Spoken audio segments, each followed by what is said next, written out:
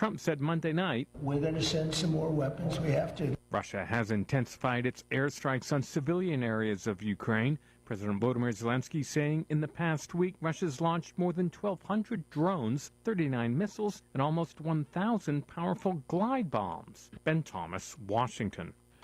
Israeli Prime Minister Benjamin Netanyahu is telling President Trump he's nominating him for a Nobel Peace Prize. The two took a victory lap last night at the White House after the recent joint strikes against Iran's nuclear facilities. Senator Tom Cotton says, make no mistake about it, despite what you hear from some critics, those attacks obliterated Iran's nuclear capacity. You see so many people like, say, David Albright, a former weapons inspector in Iran, is widely respected, or Norm Rule, who was the national intelligence manager for Iran at the Director of National Intelligence Office under Barack Obama, saying things like catastrophic damage or effectively destroyed. And the next goal for both Israel and the U.S. will be ending the war in Gaza. Former Israeli ambassador to the U.S., Dr. Michael Oren, says the Hamas terrorist group believes it is in a position to extract major concessions from Israel. The way they look at it is they have these assets, these hostages, and as long as they hold the hostages, Israel can't take over the entire Gaza Strip because we send our army into the area where they're holding the hostages. So that's their very, very big advantage. Oren was interviewed by the Salem radio network. The Israeli military says 5 of its soldiers were killed in an attack in northern Gaza. Health officials in the Palestinian territory says Hamas continues to put civilians in harm's way. Some of them have been killed as well. On Wall Street, Dow futures down 63 points. More from townhall.com. If you're living with pain, see how Relief Factor can help.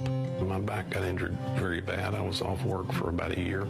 I heard about Relief Factor from my wife. I took it every day, 3 times a day for 3 weeks. Look at her and I said, the pain is gone. And she said, I'm glad it helped. I said, no, you don't understand. It's gone. Fight pain naturally with Relief Factor. Go to ReliefFactor.com and get your 3-week quick start today. Only $19.95. When you bundle renters and auto with Progressive, you can save while protecting your most valuable possessions, like your priceless vinyl collection. Sure, you sleep on a futon because the money most people would have spent on a bed you spent on more records. But forget the fact that you can stream just about any song ever created for a few dollars a month. No, you need to listen to music in the most difficult way possible. So go ahead and get Progressive so you can save while protecting the things that matter to you. Progressive Casualty Insurance Company and affiliates and other insurers. Not available in all states or situations. The White House is urging Democrats to tone down their rhetoric against ICE agents after an active shooter armed with tactical gear and a rifle opened fire on Border Patrol agents in McAllen, Texas on Monday.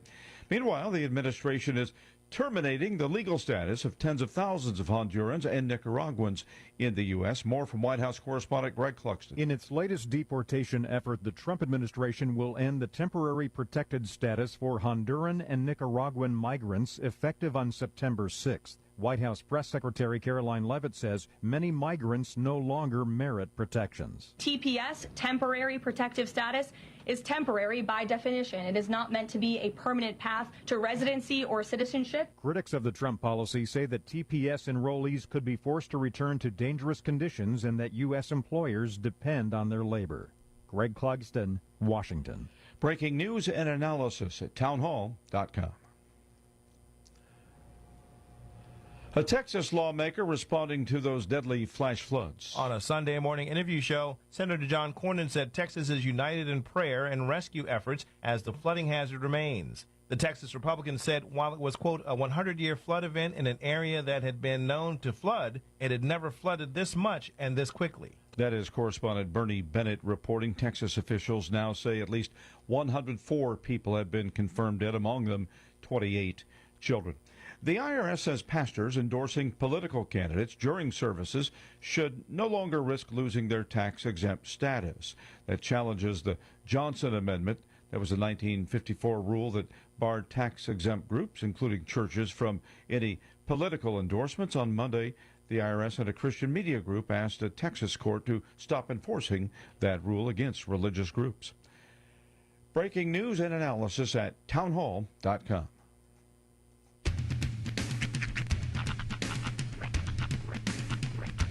What in the wide, wide world of sports is going on here? I promise you, whatever scum did this, not one man in this force will rest for 1 minute until he's behind bars.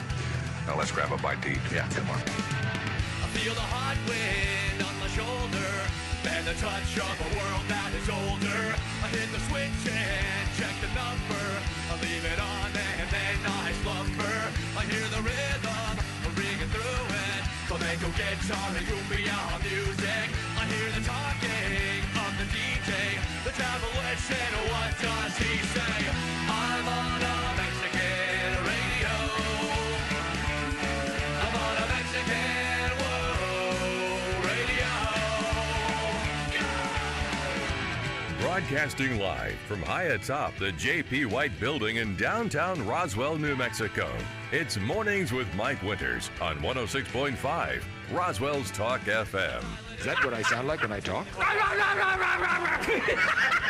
Now, here's your host, Mike Winters. And good morning, one and all. Welcome to Mornings with Mike Winters. I am he. That would be me, Mike Winters. Happy Tuesday. Ah, yes. Beautiful, beautiful Tuesday. Sun is out. Sun is out. Skies are clear. Hopefully, things will stay this way for at least a little while. Did get some rain last night. We certainly did. It was spitting. Matter of fact, weirdly, like it knocked my internet out a couple of times, and it was still out this morning. Yeah, I mean, nice day and everything, but yeah, internet's still down. Huh. Yeah, I remember because I was laying down about 9:45-ish, and that's right about when it all started, and I got lulled to sleep with the storm. Yeah. And then apparently I woke up middle of the night, but I got around 11:30 noticing there was lightning in the area, so I don't know if we got another storm later or not. I mean, it was lightninging quite significantly. Yeah. During that first storm. Yeah, that part I definitely saw. It was a bit of a light show. And actually. But yes, I kind of nice for me. I know the rain words were almost saturated, but yeah, we can never say no to rain. Well, and one of the things that that we dealt with or dealing with, and I think the same thing with the folks over there in Kerr County, and obviously still our hearts are with them. Yeah. Since we get such infrequent rainfall, the soil is so hard packed that saturation becomes next to impossible. Yeah. And that's why it just flows on. Kind of like burn scars. The same, different principle, but same theory. Once you've been punished by the sun enough, the dirt just gives up. It's like, no, I'm out. Speaking of the Kerr County, Texas, and all that stuff, I know. Just throw this out there. Unfortunately, when these tragedies happen, there's a lot of people that take advantage of those types of situations. And if I know, and I know people want to help and get involved in things like that, do your homework. Yeah, be before careful. you start giving out money. Unfortunately, there's a lot of organizations out there that take advantage, or I say people that take advantage of these types of things. I will give you this. If you want a safe bet, if you're like, hey, I want to help donate to the Kerr County and to help out the flooding and all that stuff in Texas, what can I do? Call 211. Call our 211 and say, hey, I know Carrie Moore with the Chaves County Health Council has several reputable places that she can steer you towards when it comes to donating for the flooding victims and everything there in Texas. So if you want to really get involved, please call 211. Let her make sure that your donation goes to where you intend it to go. The other thing, and this is something I've been seeing a lot of, and I see it in tragedies before this, but especially recently, is a rash of people quickly sharing photos. I mean, even ones that are, emotional and pictures of like rescue crews. And, there's this one that was going around, and just the last picture is this, and it's a different person with their hand over their heart crying. And I see a lot of people sharing these, and, they're touching, and it's hard to see these, but they're clearly AI. Yeah. And it's one of those things I've had to sort of like crusade all of my older generation friends. It's fake. They're like, look, I know it's hard. There was one last night. It was, it showed Blake Shelton and Luke Bryan on an inflatable raft heading into the river to rescue people. I'm like, look, I know my heart goes out to these people too, but this did not happen. This didn't happen. I'm sorry. I'm real sorry. But it's one of those things where it's like, I mean, AI, a lot of those pictures are intentionally like, like you can tell, like the one with like, the soldier, it's my birthday and all that. But they've gotten so good lately. AI has gotten so good, it's become very hard to tell the difference. But you got to use some discernment when it comes to, to sharing posts. I can tell you that the Baby Sopranos are fake. Yeah, those are fake. Baby Friends are fake. Oh my gosh! And then there's this. It's a poster for an upcoming movie that's been going around, and it's for a live action The Simpsons. Oh boy! Starring Adam Sandler, and I'm pretty sure James Gandolfini. That'd be a good trick. I'm saying if you can pull this off, I might tune in. But it's so like, it's badly like the Marge clearly has like a blue wig on. It's real bad looking. I'm creeped out by any time they make live action out of cartoon. Like every time, it never. Yes and no. Yeah. It's real hit or miss, especially when you're doing like humans. Yeah. Like, when you go like to the Disney remakes and stuff, Snow White didn't work. It's just not going to. But Lilo and Stitch was silly enough. And they worked enough CGI with the Stitch character. You can't make that live action. So it was, it works. You have to have an element of cartooniness in your live action reboot. Like, don't get me wrong, Jim Carrey as the Grinch is funny. Mm-hmm. But that whole live action of what is a cartoon is creepy times 10. That comes from an era and a time when technology was just a bridge too far for all of us. There's only one thing worse than that. Mike Myers. Cat in the Hat. That was nightmare fuel. 100% agree. I still to this day have never seen that movie. Yeah. I've only ever seen it in clips because how do you sit through that? Yeah. I think they're doing another Cat in the Hat. Yeah, but they're an doing animated version. CGI, exactly. Yeah. Which looks pretty funny from everything I've seen, Interesting. Yeah, it's I'm intrigued. There's another one that's I think it's coming out to Netflix, and it's called Sherry and Lamb Chop. And really? Yeah, it's it's the story, like the early story of Sherry Lewis. And it's like, so it's like a movie about her life. No, it's autobiographical. So it's like a documentary style. Okay. But it talks about. Is this like the Pee Wee Herman thing? Kinda, but this is more like. Is she doing it? No, she's passed, sadly. I know, but I didn't know if it was like old footage of her talking about herself. Well, it is old footage, but it's her family and other people talking about how she started and how she started in a time when there was no children's television like at all. Gotcha. And I remember. And just her desire to succeed, and then also how this is just all gone from the trailer. How she sort of got overtaken by Lamb Chop. Like she couldn't just show up on a thing without Lamb Chop. Exactly. Sure. So it became like, they became ubiquitous, and to the point where she lost herself. And so it's kind of the story of like the second half of finding herself and getting back on TV and making these breathing life into these characters. Cool. I loved Lamb Chop when I was a kid. So yeah, I'm definitely intrigued about this. Yeah, I love it. It hits all the notes for people of a certain age. And it was cool because when my daughter was, I think she had just turned like 1 or 2. We found a channel on on Dish Network that we had that played Lamb Chop's Play Along like at a certain time every day, and she loved that show. Nice. So, all right, a mom, a daughter, dad moment. Dad and daughter date. Yeah. Hey, looking for a family date for tonight? You know I am. Segway. Hey, tonight Dion's. They are having a Cub Scouts night at Dion's here tonight. A percentage of all sales from the Dion's here in Roswell between 5 and 8 p.m. Well, I know. I was pointing for the general pointing. Yep. Will be donated to Cub Scouts here in the area. It'll be the Dion's on South Main. There's only one Dion's in town.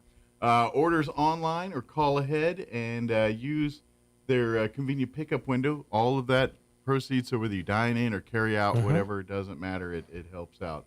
So that'll be tonight from 5 to 8 p.m. at Dion's Pizza, Salad, and Subs. Yes. If you're not into pizza, go with the sub, a turkey. The turkey with the green chili that's my one. Yeah, I like the green chili ranch, but I went ahead and went with the default the last time with the Greek. Yeah, that's legit. Is it? Oh, that's legit on that turkey. But my suggestion: don't add it to the sandwich. It makes it a bit messy. Use it as a vessel for dipping. See, I'm a dumper. I'm a dumper. But I dump it on. You're safe in dumping ranch because ranch is more viscous. It is true, thicker, but the Greek is a little it's kind of liquidy. More in your Italian vein. Yeah. you know that right here, the Italian vein. Mine's filled with gravy. Yeah. Good gravy. My Filipino vein is over here. It never gets satiated. But so help out the Cub Scouts tonight. Indeed. It is 7:16. Let me give you the rundown for today's show. I haven't done that yet either. We're going to replay our interview we had yesterday with John Thosen from the New Mexico Shooting Sports Association. Talked a little bit about the organization. They've got an event coming up here at the Liberty in about a week or so. Nice. So we talk about that comedian coming to town. Dr. Powell with Eastern New Mexico University Roswell scheduled to join us for his monthly visit next hour in the 8 o'clock hour. So we'll get an update from him talking about summer activity at the college. And then we're going to replay our interview we had last week with Doug Weiser from the Walker Aviation Museum. Talk a little bit about UFO Festival, but just talking about the fact that they're open again and looking for volunteers and big things on the horizon with Walker Aviation Museum. Personally, I think his Blue album was his best. I mean, it's kind of gone downhill since then, but he's had some hits. Doug Weiser. Yes, I know. I caught Beverly it. Hills was good. I like that. I caught it. Yep.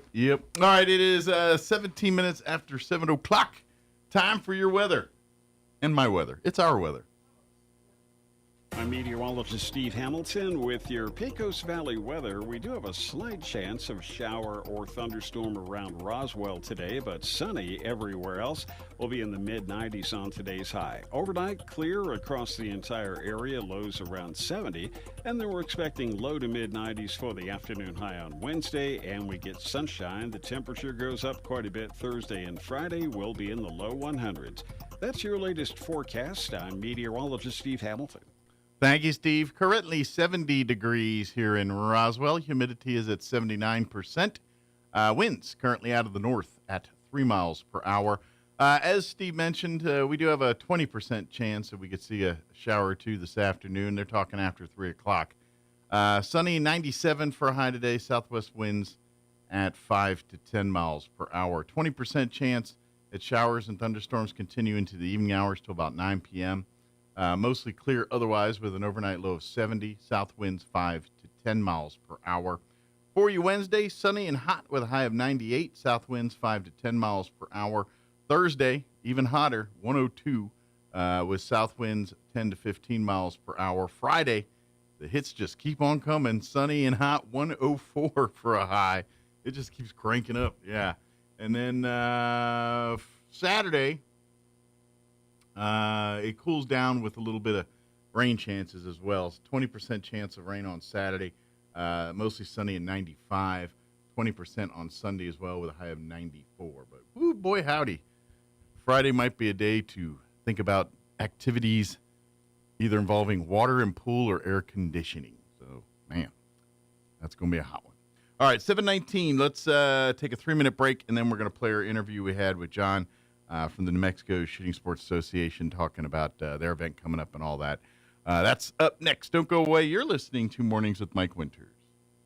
At Martine's Capital Cafe, come in and enjoy a delicious variety for breakfast, lunch, or dinner. Try our burritos, huevos rancheros, asado, chorizo, sausage, flantas, fajitas, chili rellenos, quesadillas, enchiladas, sopapillas, and don't forget their award-winning green chili cheeseburger and so much more. Everything is prepared with the finest and freshest ingredients. Martine's Capital Cafe, Quality, value, tradition, and the most delicious New Mexican food since 1989. Open Monday through Saturday from 6 to 8:30 p.m. at 110 West 4th Street in Roswell.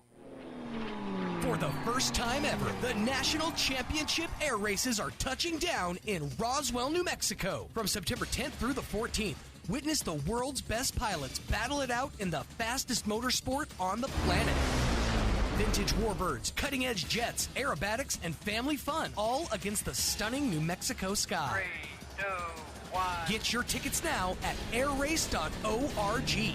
Don't miss this high-octane spectacle. When managing a chronic illness, access to the right treatments makes all the difference. Artesia General Hospital's Infusion Center provides IV therapy and biologic treatments, so you don't have to travel far for care. Expert infusion therapy right here in Artesia. Call 575-736-8256 today to learn more. Lights, camera, action. Get superhero savings during our summer blockbuster sales event going on right now at Roswell Ford. Hey Roswell, you don't need to be a hero to pay zero. Drive home a new Ford with zero down and zero payments this summer. Plus, at Roswell Ford, everyone gets employee pricing. You heard right. At Roswell Ford, you pay what we pay on our huge inventory of new Fords. Stuck in your loan or lease and want out early? Roswell Ford can get you released, even if you owe thousands more than it's worth, regardless of make, miles, or condition. Don't let the credit villains keep you from driving your dream car. At Roswell Ford, getting approved is a possible mission, so you can pay what we pay. Your mission, should you choose to accept it, is to find the best car and get massive American-made savings and the best car buying experience. Get on board at Roswell Ford, because we'll do whatever it takes to make a deal. 821 North Main Street in beautiful Roswell. Call 575-623-3673 or online at roswellford.com. Interest accrues from date of sale on select vehicles. Trade balances refinanced to new loan. Subject to lender approval. Offers not combined. I'm only going a short distance. I never wear a seatbelt for that. Seat belts are too constraining, so I don't want to wear it. My pickup truck will protect me. Why do I need a seatbelt? It's a fact. Seatbelts save lives. Whether you're going to the corner store or traveling across the state, wear your seatbelt. Whenever you get into a vehicle, be a good example for your passengers and buckle up. Seatbelts are there to protect you and your passengers, so wear them. Remember, if you buckle up, they'll buckle up. Sponsored by NMDOT and aired in cooperation with the NMBA and this station. Here's a Mornings with Mike Winters fun fact. 47.2% of all statistics are made up on the spot. Is this true? I'd say chances are about 50%. Here's Mike Winters. In studio this morning from the New Mexico Shooting Sports Association. John Thosen back with us. Morning, John. Hey, how are you today, Mike? Doing great. How about yourself? I'm doing great. Good deal. Well, let's before we kind of get into everything, let's kind of give people a little background. Tell them what the New Mexico Shooting Sports Association, what they're all about. I mean, I think you can kind of figure out in the title that this is all about firearms and firearm safety and firearm availability for folks and things like that. Yeah, we've been around. We're a NRA state affiliate. We've been around since 1935, and one of our big functions is fighting the legislature. We've been largely responsible for defeating all the anti-gun bills, or almost all of them, in the last 7 legislative sessions. And it's funny, we got to do the same thing all over again. We fight the semi-automatic weapon, we fight the magazine, and win in most cases, and then we got to turn right around and do it all again. Yeah, that's kind of always been it's always the new thing, and especially if some new equipment or something, and they're like, all right, we gotta nitpick on that one too. Figure out how to ban something else. Kind of like, Second Amendment. It is what it is. Now I get it. Not everyone should be having a tank or anything like that in their house, but when it comes to you're allowed to own a firearm. That's a constitutional right that you have, and absolute Second Amendment. And if you don't defend these rights, then someone will take them away from you. History has proven that to us time and time again. And we all know what happens when they take them away from us. But we're involved in a lot of things. We've got the New Mexico Shooting Sports Association, and a couple of years ago we started the New Mexico Shooting Sports Foundation. Gotcha. And what it does primarily is that we're trying to raise money for youth shooting. Gotcha. This year, for example, we donated $10,000 to kids all over the state that we're going to shoot in 4-H events and other shooting competitions across the country. So, and this is really what I think is the disconnect when we talk about firearms. And yes, it's constitutionally But here's the thing, like any other right, there's a responsibility with it. And that's what I love about this is the part that, all right, we're teaching youth proper firearm safety, proper firearm usage, proper, handling of these things. And guess what? When you educate people on how to use them, guess what you don't find? Exactly. Accidents and things like the things we hear about. And the statistics prove that. If you look at most of the anti-gun stuff, they come up with these statistics, and they're usually manipulated to prove their point. A real good example is, they always say that guns kill more kids than anything else. Well, that's absolutely untrue. What they do to try to get that statistic is they don't count kids from 0 to 1, and then they extend the kids from 18 to 21.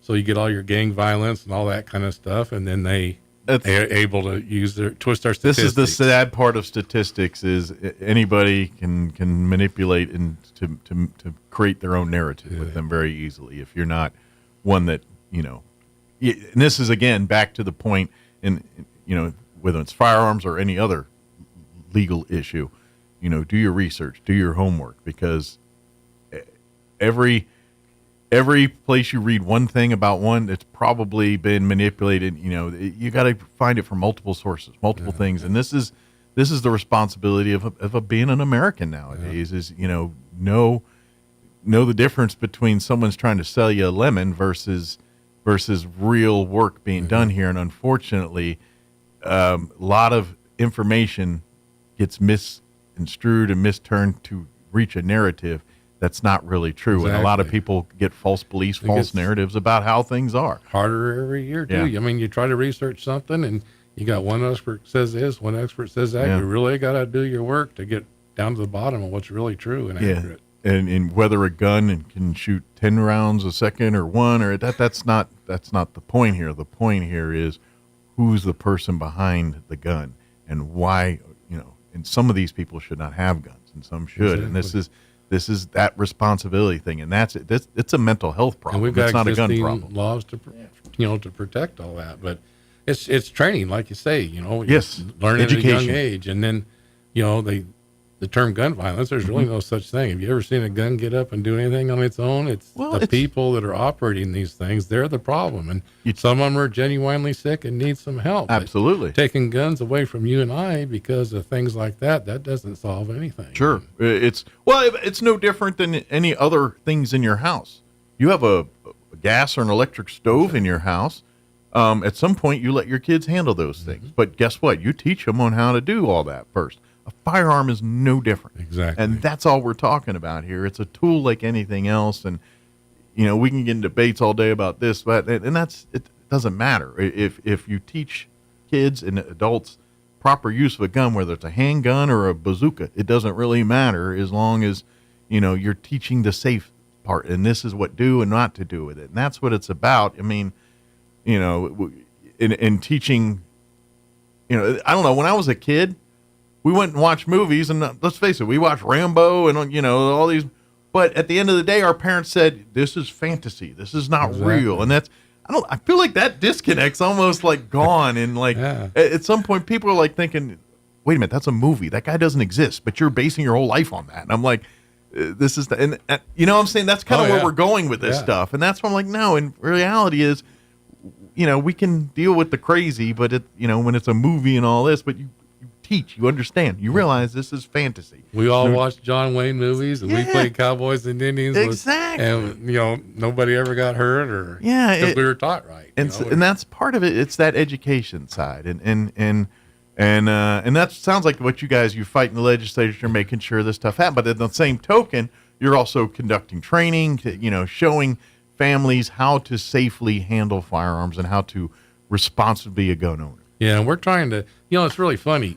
As many gun owners are in this state, we have to fight like heck to get. This is a organization. Your dues is $25, and if you're a certain age, it's only $15. You can't buy a box of ammo for that. No, but yet we can't get half of the gun owners in the state to be involved. Sure.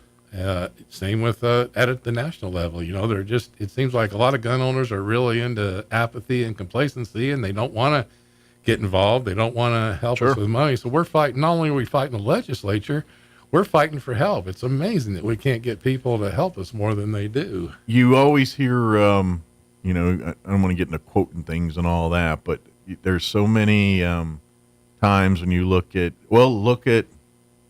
history and you look at, you know, I know this is a very popular subject right now, but look at the rise of the Nazi Empire here during World War II. The reason why things like this happen is, because people hit the right notes with people, and a huge lack of complacency by people that know different. Yep. And that's exactly how Hitler rose to power. Yeah.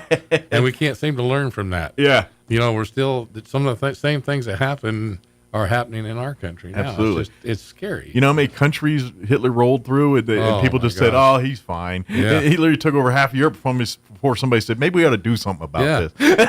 We finally did, but it took us a while, I'll tell you. But that's the biggest lesson we can learn, and that translates into everything. And it's no different here. Is if you're just thinking let other people fight the fight, then you're going to lose the fight. And that's, you know, and sure, okay, maybe you don't have to be sitting in the legislative, you know, yelling and screaming, but supporting organizations like this, either financially or support us. We do the yelling. Yeah, exactly.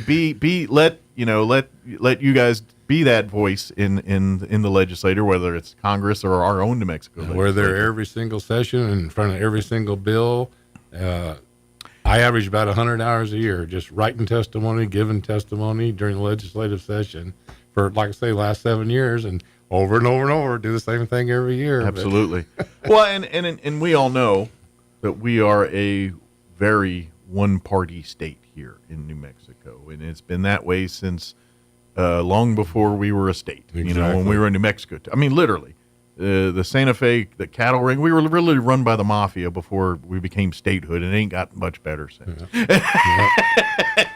Well, we got to keep trying, but yeah, it's and so you want change, you've got to make a difference. You got to stand up and get involved. You got to, and I don't. I mean, we're getting political, but you know, it's at the end of the day, it's not really political. I don't care. You could be the proest of Republicans or the proest of Democrats. Really good government happens when you have a balance of two in the room talking and doing that. And New Mexico's never had that. Right, exactly. And look what's going on with Texas right now. Exactly. They can come together and something like that, but we can't come together to support the American flag and our Constitution and our Declaration, and it's just unbelievable. And so this is why, if you want things better, this is what you need to stand up and do. So, you know, if you're a strong Second Amendment supporter, you want to ensure that your kids have the same rights that you do, maybe get involved in organizations like this might be at least financially, or at least educate yourself, you know, and know what's really going on, look at, I know I'm getting on a rant here, but look at the whole thing, which we're still dealing with on environmental stuff, you know, listing of animals and everything else. This is the same, different battle, but same tactics. And as soon as, you know, it's one thing, then it's going to be the next thing. And they keep doing it and gumming up the works till eventually they get people so tired and they say, fine, let's just ban the guns. And that's what they're hoping and so they're going to keep going. It's no different with the animals. Oh, you're going to, okay, so we lost against the sand dune lizard. All right, let's bring out the prairie chicken, or let's bring out the minnow fish, or whatever it is next. And it's going to be the same thing here with this. Okay, you got this thing fought. Now they're going to, you know, go after this next thing. And it's a never-ending battle. And that's exactly what's happening. They, you know, they've got rich donors like Bloomberg and Soros and everything else, and they nickel and dime us to death, so to speak. You know, we fight 10 battles for 10 different types of legislation. Well, we win most of them, but then they get the little bitty one. Like last year, you know, they got in the 7-day waiting period, and so we beat everything else. We beat several serious bills. Here's the crux, and at least in my opinion, on the whole gun, you know, issues and how we look. I get it. We have a lot of laws already in place that don't allow someone to just walk up and buy a gun. And problem is enforcement and execution of this thing. We can make all the laws we want, but they have no way of really executing some of these said laws. So they just keep making more laws and not executing any of them. I mean, yes, we have some background checks and things like that, but I'm telling you right now, the level that when they keep bringing it, it's functionally impossible to do that feasibly and find it's like court systems. You can make all the laws you want, but if you can't prosecute nobody, you can't do nothing or sit in jail, then what's the point? Well, we're kind of in that boat with gun stuff. Some of them don't want to. The Obama administration, for example, he used to tout 43,000 people he caught filling out 4473 illegally, the form you fill out to buy a gun. Guess how many of those 43,000 were prosecuted? 0. 6. 6. There you go. Same thing. And that's what I'm saying. I mean, if you and I did it. Yeah. Oh, then but that's my point is let's, if we want to truly talk about some of this stuff, let's be real about it and come from a common sense thing. And to be honest, I think if we actually funded and supported, some of what's already in place, then it goes away. The background checks. The way people think you could literally walk into any gun store today and walk out with a whole battalion of weapons, and I'm like, no, you can't do that, even if you wanted to. They still want to convince people a Glock is a machine gun. It's still there is like you can't just go up and buy. I get it. They have laws saying you can't just because you're mad at somebody go buy a gun and blow them away. We've had laws almost my whole life preventing you from doing that. Yeah. That's not new stuff we're talking about. All they got to do is enforce them and educate our kids, and we haven't got the problem we've got. Instead of creating new laws. You didn't see these school shootings when we were kids. No. I mean, I used to go to high school with a rifle in the back of my pickup because we might want to go hunting or something afterwards. This is a bigger issue. This is mental health. This is about family. This is nothing to do with. That's like saying we have a hammer problem. That's not the problem. The problem is we got people that seriously need help here, and that's where we need to Susan G. Coleman like we do with breast cancer. We need to do that with mental health and put the funding there. And I guarantee the gun issue goes away, your crime issue goes away, a lot of other issues start going away too. Yeah, I tell you, they say hands and feet. The honest statistics, hands and feet kill more kids and people than guns do. Look at England. Guns have been illegal over there. Their murder rates just as it's knives or billy clubs or whatever. Yeah. Somebody wants to do violence, they don't have to do it with a gun. Yeah, that's kind of the point here. But again, I know we're getting really soapboxy here, but this is kind of why this organization exists and going above and beyond to keep it. These are in every gun store in Roswell and Clovis. That's my district, and Ruidoso, but you can come and pick these up and join us and help us fight this thing. And then, like I say, we're doing a fundraiser. I'm going to say we got a little shindig for folks to come on out and have a good time at the Liberty coming up. Hanging around town a little bit. I'm trying to advertise as much as I can, but we're fortunate enough on July 18th to have Jay McKittrick's coming down. He's a comedian that's been all over the state. Yeah. Pretty good guy. And come out for a night of laughs. Yeah, and he's donating his time for this cause. Oh, good. That's how important so this is kind of one of his champion projects, too. Very good. Freedom in general and constitutional rights. Okay. So we're going to have a big show the 18th. We're going to raffle off some guns during that show. Nice. Liberty holds 250 people. If I can fill that place, we might be able to afford to pay a lawyer for 4 hours or so. That'd be nice. And of course, Liberty, they do a great job of eating and food and drink. You have a great night of fun, comedy, and if you can bid on some of these firearms and help out the organization, you can become a member. I'm sure if you want to learn more information about becoming a member, you can. John and there'll be some other folks there you can talk to about that. But if nothing else, come and support the cause and come out and have a few beverages, a meal, and enjoy some laughs out there. The main fundraiser is for New Mexico Shooting Sports Association, but we're also the 2 guns that are going to be raffled off there to help support the New Mexico Shooting Sports Foundation. And again, that money will go to help youth shooting and youth education. Yeah.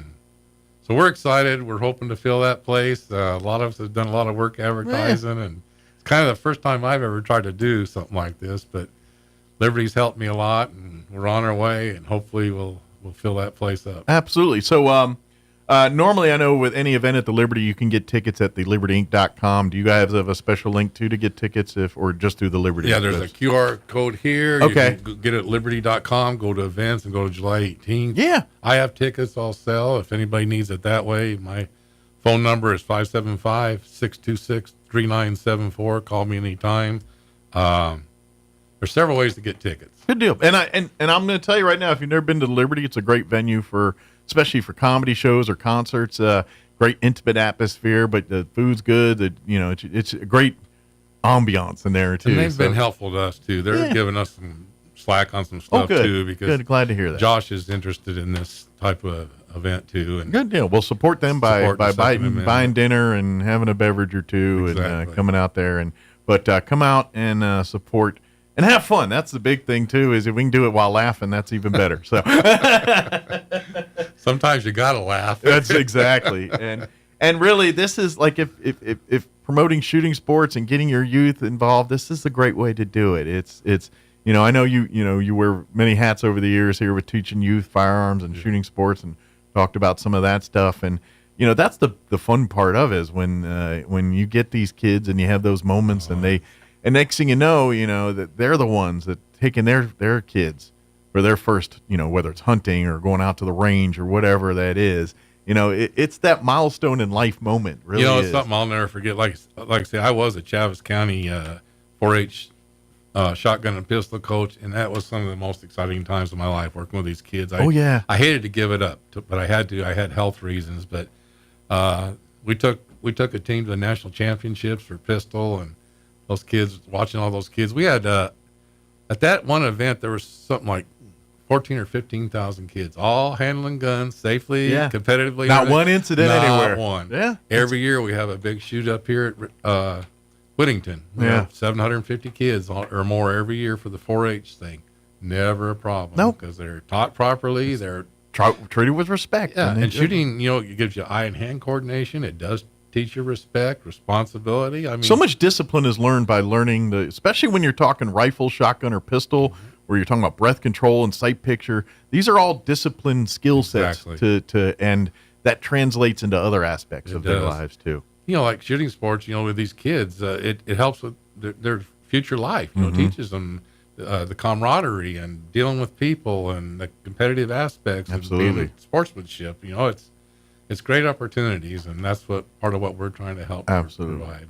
Yeah, and I'll tell you right now, when you hang out at events like this and you see it's a different world, because they know the rules. Because rule number one in any time we're dealing with firearms and anything else is, no matter the gun, you treat it like a loaded gun. Exactly. And everyone abides by that rule. And then you notice guns are never pointed at people. They're kept, the trigger control. There ain't no one touching a trigger unless they're ready to fire that bad boy. These are this stuff is ingrained into the people after a while. Unless you watch TV. Yeah, until you watch TV, then all that goes out the window. That's one of my wife and I's favorite sport, is to watch some of these shows like FBI and count all the things. Man, I've never seen a revolver shoot 19 shots before. Yeah. Like, man, you've literally shot 57 times and not reloaded once. Or the gangster sideways and they flip around, and you know how hard it is to be accurate with a handgun while they're running around like that? It is just... And you can't shoot a handgun. Regardless that's of all, what they want you to think. Yeah. But, I mean, it looks cool on the screen, I guess, but you ain't hitting a barn with an elephant on that doing that stuff. No, that's one of the things about shooting. It is, like you say, it takes a lot of control, lot of effort, a lot of mental discipline. Yeah. But it's such a great sport. Yeah. I've loved it all my life. I started into it, actually. My dad started me in archery first, and I had a longbow. I had to stand on a 5-gallon bucket so my bow wouldn't hit the ground when I shot it. And to me, that's a great way to do it, because archery, it teaches those beginning stages, the discipline, the breath control, all those things that are required. And it actually, because you're holding, depending on the draw weight of that bow, you're doing it while exercising strength there. That's true. At least with a rifle, depending on how you're holding it. But if you're sitting on a sandbag on a chair, and then you're just pulling the trigger. But and again, all this is different. Shooting a rifle from a seated position is way easier than you're in a standing position holding all the weight of the gun on your own. That sight picture is a lot different. And that's the stuff you learn. And it's like, okay, how do I stable myself so my sight picture goes? What's different ways to do that in the field? Which different ways to and that's. That's the beauty of all this stuff. You learn it, and what and the different calibers, and what why you should use a different, especially for hunting and stuff. Why is shotgun's better than a rifle here, and what you're doing. I'm pretty sure you're not hunting birds with a rifle. That's just unless you're some cowboy that was in Unforgiven that can shoot an eagle flying around, which nobody can, but with a handgun, by the way. Well, Glenn Campbell shot a turkey with a 45-70 on True Grits. Yeah, I mean, But for every one time they did that, how many times they missed? That's all I'm saying. I guarantee you that was definitely staged. But I like that scene in, I don't know, Unforgiven, another more modern classic Western here. But there's a scene where, because one of the characters is blind as a bat, and so he's talking about birds, but they're shooting I was like, come on, man, ain't nobody. I get it. We're talking about Annie Oakley types and all this, but none of us are hitting a eagle flying at full speed with a pistol. Clint Eastwood movies are good though. Entertaining. Yeah, they are. But that's where you learn this stuff, and it's a tool just like anything else, and you use the right tool for the job. And why a shotgun's important, versus if you want to eat, maybe this. But this is what you learning that stuff, and that's the lifetime. And our country of it. was founded on firearms.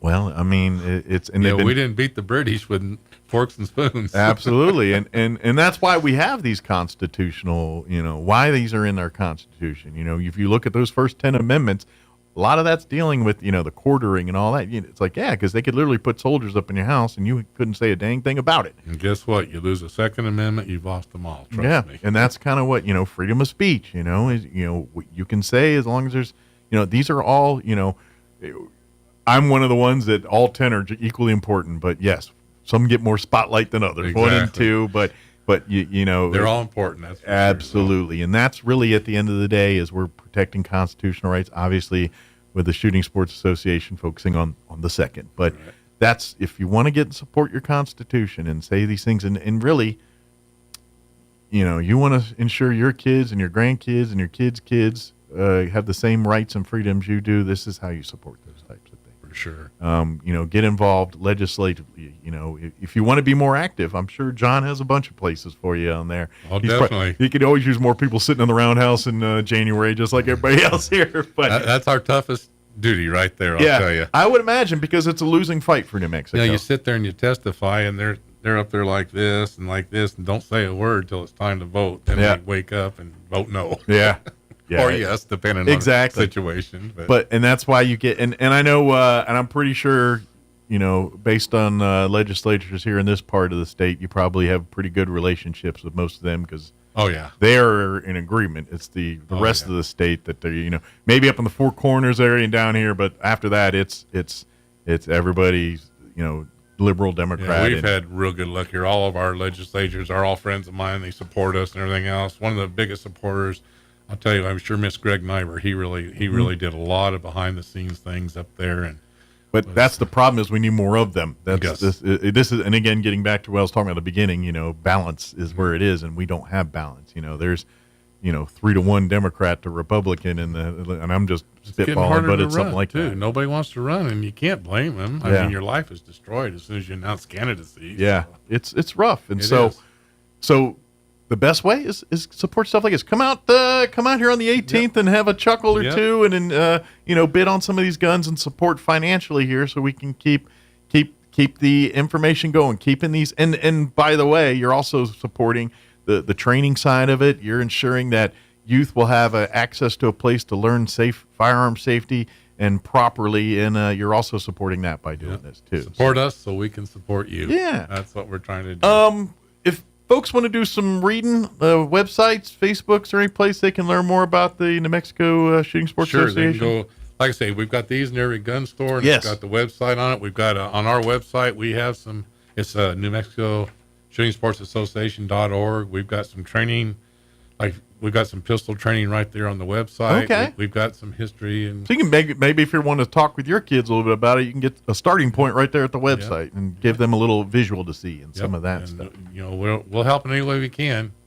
We like to be involved, and we want to help protect this. Absolutely. And this is the best way to distill all the other stuff. Like when you're showing your kids how to do this stuff, and of course their exposure's like a lot of people. It's like, I watched, whatever Marvel movie or whatever, you know what I mean? And they think it's like, all right, first off, that's all fantasy. Let's get, but then you can sit down. All right, now we got to find the right gun for you at this time. And what's the, what are we doing here? All right, we're just learning the ways of firearms and shooting.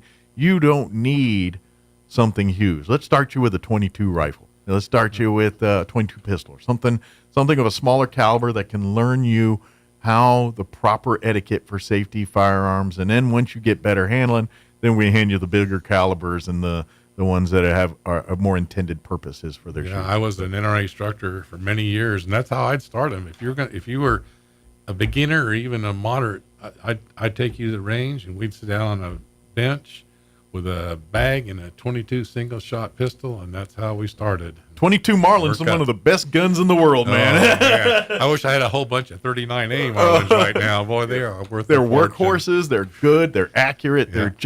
They're just job doing guns, and they don't have the bang and the boom that everyone loves. But I'll put you. A 22 will do whatever you need it to do if you know what you're doing. That's another fortunate thing in the age we live in right now. Our guns, you can buy a Ruger Gen 2 rifle, and out of the box, it'll shoot like it would cost you $6,000 20 years ago to have custom job on it. It's amazing. You get a rifle now, if it's not a minute accuracy out of the box at 100 yards, that's very unusual. Yeah. You couldn't think about that 15 years ago. Oh yeah, blacksmithing has gotten much like any other forms of technology, including the world of not blacksmithing but gunsmithing. Yep. Although I'm sure there's been modern technologies in blacksmithing too, but in gunsmithing, absolutely here. Yeah, case hardening a pistol, for example. Absolutely, yeah. So again, we're about out of time here, but July 18th at the Liberty. Come on out. At the Liberty, look at these. They're all over town. Give me a call.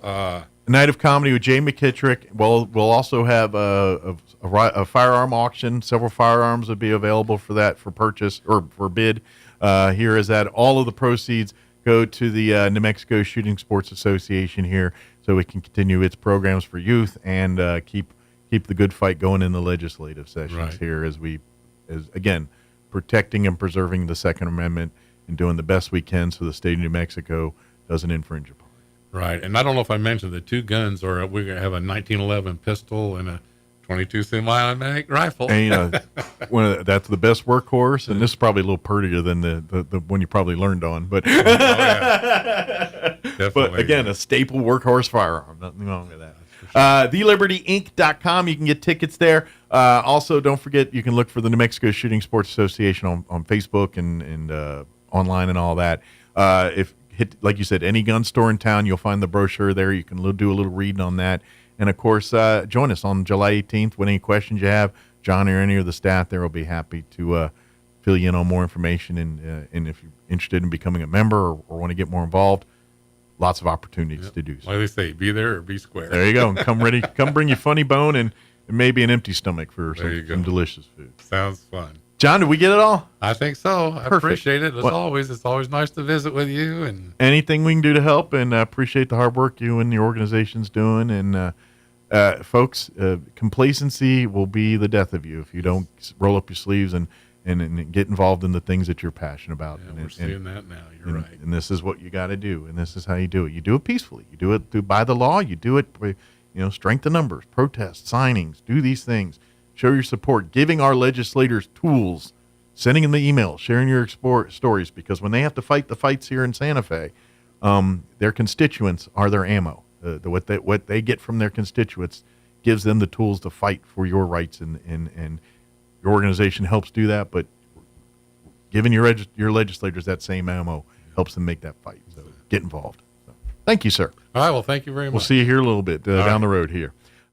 Now for your Pecos Valley news update, I'm Jared Sorello. The cause of death for a missing man found near an apartment complex in Carlsbad back in February has been ruled a suicide. Police now say they do not suspect foul play in the death of Jaden Kennedy. Carlsbad police reminded folks to check in on their family members and friends, ask about their mental health, and seek professional help. The National Suicide and Crisis Hotline is 988 and is available 24/7. Chavez County Commissioner for District 5, Michael Perry, has announced he will not seek another term on the commission.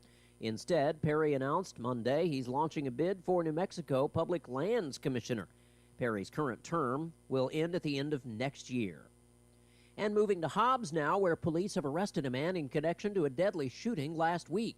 44-year-old Leroy Smith is being held for the killing of Cruz Aguirre.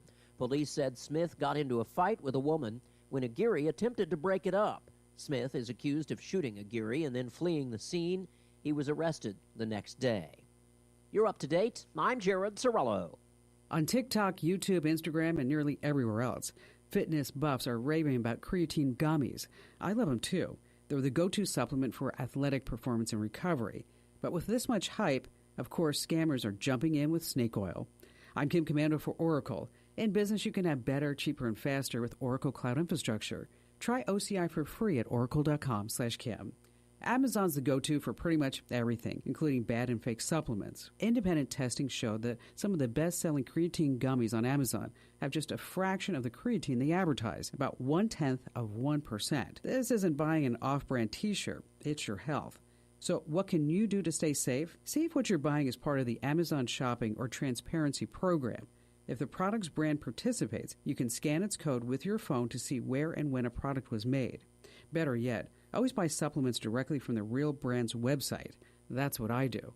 And also sign up for my free newsletter at getkim.com. In business, they say you can have better, cheaper, or faster, but you only get to pick two. But what if you could have all three at the same time? That's exactly what some of the world's most innovative brands and AI tech companies have, since they've upgraded to the next generation of the cloud, Oracle Cloud Infrastructure. OCI is the blazing fast platform for your infrastructure, database, application development, and AI needs, where you can run any workload in a high availability, consistently high performance environment and spend less than you would with other clouds. So how is it faster? OCI's block storage gives you more operations per second. Cheaper? OCI costs up to 50% less for computing, 70% less for storage, and 8% less for networking. Better? In test after test, OCI customers report lower latency and higher bandwidth versus other clouds. This is the cloud built for AI and all your biggest workloads. Right now, with zero commitment, try OCI for free. Head to oracle.com/Kim. That's oracle.com/Kim. With the Wall Street Business Report, I'm Bill Alexander. 8 members of the OPEC Plus alliance of oil exporting countries say they will boost production by 548,000 barrels per day in August, in a move that could further reduce gas prices this year. They cited a steady global economic outlook and low oil inventories. President Trump has placed a 25% tax on goods imported from Japan and South Korea, citing persistent trade imbalances with the two crucial U.S. allies in Asia. Tesla shares fell nearly 8% on Monday after CEO Elon Musk plans to launch a new U.S. political party reignited concerns about the commitment to the company's future as it struggles with declining sales. Musk unveiled the America Party over the weekend after a public dispute with President Donald Trump on the tax cut and spending bill. Online spending is expected to surge to $23.8 billion across U.S. retailers during a 96-hour Amazon Prime Day event this week. For the Wall Street Business Report, I'm Bill Alexander in Washington. I'm meteorologist Steve Hamilton with your Pecos Valley weather. We do have a slight chance of shower or thunderstorm around Roswell today, but sunny everywhere else.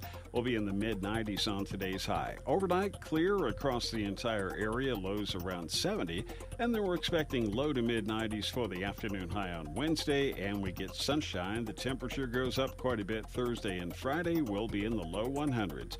That's your latest forecast. I'm meteorologist Steve Hamilton. Saddle up for a celebration of the bounty of Lee County during the 89th Annual Lee County Fair and PRCA Rodeo, August 1st through the 9th at the Lee County Fairgrounds in Lovington. With nonstop fun for the whole family, including an arts and crafts showcase, the carnival, concerts, Extreme Bulls event, and PRCA rodeos, the Pioneer Iron Chef contest, as well as the livestock shows, mutton bustin', fiddlers contest, and junior livestock sale, the Yucca building exhibits, plus 4-H and open youth, the flower show, farm and garden, creative arts, the special rodeo, commercial vendors, and of course, the best fair food around. The concert series begins Friday, August 1st with the Hispanic Heritage Celebration and continues nightly Tuesday, August 5th through Saturday, August 9th. Visit LeeCountyFair.net for more exciting news and updates. The 89th Annual Lee County Fair and PRCA Rodeo, August 1st through the 9th at the Lee County Fairgrounds in Lovington. Come celebrate the bounty of Lee County. We'll see you at the fair. Country music legend Mo Bandy has come a long way from his bull riding days in Texas. The Texas singer with twin fiddles and a steel guitar in the band will be at the Spencer Theater on July 18th. Tickets start at $66 and can be purchased online at spencertheater.com or by calling the box office at 575-336-4800. We'll see you at the Spencer.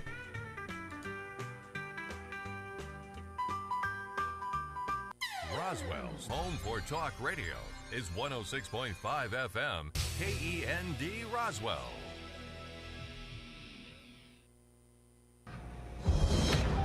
Breaking news this hour at townhall.com. I'm Bob Agnew with Washington.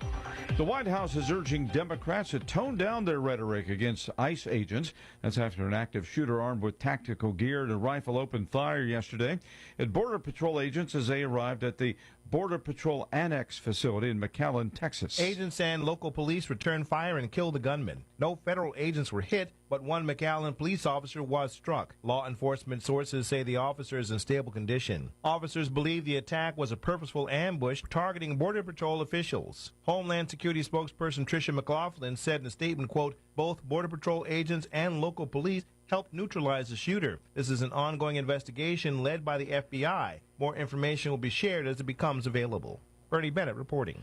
The death toll from catastrophic flooding in Texas over the 4th of July weekend has now surpassed 100, the latest tally, up to 104 lives lost, and the search continues. White House Press Secretary Caroline Levy. Everyone here at the White House, including the President of the United States, is praying for the victims' families and friends during this unimaginable time. And President Trump expected to make a visit to the Lone Star State this week. President Trump ramping up his tariff battles with many countries, including some key trading partners. Here's White House correspondent Greg Cluxton. The Trump administration has released letters informing Japan and South Korea that their goods will be taxed at 25% starting on August 1st. In the letters, the president warned that the U.S. will tack on another 25% if they retaliate. That is Greg Cluxton reporting. Senator Tom Cotton says the U.S. will remain vigilant against any resurgent nuclear ambitions by Iran. This is not a Mission Impossible movie. There's not one single thing that the United States had to find or destroy to stop Iran from getting nukes, and there's not one single thing that Iran had to as well. That's why we always refer to a vast nuclear infrastructure. More from townhall.com. 3 years ago, I wrapped up a run of Annie playing Daddy Warbucks with Here's an important message from the Diabetes Solution Center. Do you like pricking your fingers to test your blood sugar levels? No one does, but it's important to maintain your health. And now, by wearing a small remote device called a continuous glucose monitor, or CGM, you don't need to prick your fingers anymore. It's easy to use and helps you make more accurate diabetes treatment decisions. If you are testing your blood sugar 3 or more times daily, injecting insulin, or using an insulin pump, call the Diabetes Solution Center right now. And if you have Medicare or most major insurance coverage, you may be able to get a new CGM at little to no out-of-pocket cost. Shipping is free, and we'll even bill your insurance company for you. If you are testing your blood sugar 3 or more times daily, injecting insulin, or using an insulin pump, call the Diabetes Solution Center right now to learn how to end the painful finger sticks and get your own continuous glucose monitor, or CGM, at little to no out-of-pocket cost. Coming together to make a major donation after a weekend of deadly floods. The Dallas Cowboys and Houston Texans are joining with the NFL Foundation to donate a total of $1.5 million to relief efforts. An NFL statement on social media says the funds will, quote, provide both immediate assistance and long-term resources to those most impacted by the catastrophic flooding. Torrential rains and flash flooding in the Texas Hill Country has led to the deaths of at least 80 people. I'm Gethin Coolbaugh. Minnesota Twins outfielder and Georgia native Byron Buxton has been announced as a fourth participant in the Home Run Derby. It's set to take place next Monday, the night before the All-Star Game at Truist Park in Atlanta. Buxton has 20 home runs this season, and he hails from Baxley, Georgia. He was a second overall pick by the Twins back in 2012. Breaking news and analysis at townhall.com. Police are blocking major roads leading into Kenya's capital city of Nairobi due to anti-government protests. Kenyans had planned demonstrations on July 7 to protest police brutality, poor governance and to demand President William Ruto's resignation over alleged corruption and the high cost of living. Most businesses remain closed and police officers are stopping vehicles from accessing the city centre. July 7 is a significant date in Kenya's recent history, marking the first major protest 35 years ago that's called for a transition from a one-party state to a multi-party democracy, which was realised in the 1992 elections. I'm Charles de la Desma. More floating border wall on its way to South Texas. The head of Homeland Security has signed a waiver allowing for the deployment of about 17 miles of buoys along the Rio Grande. You'll find more on these stories at townhall.com.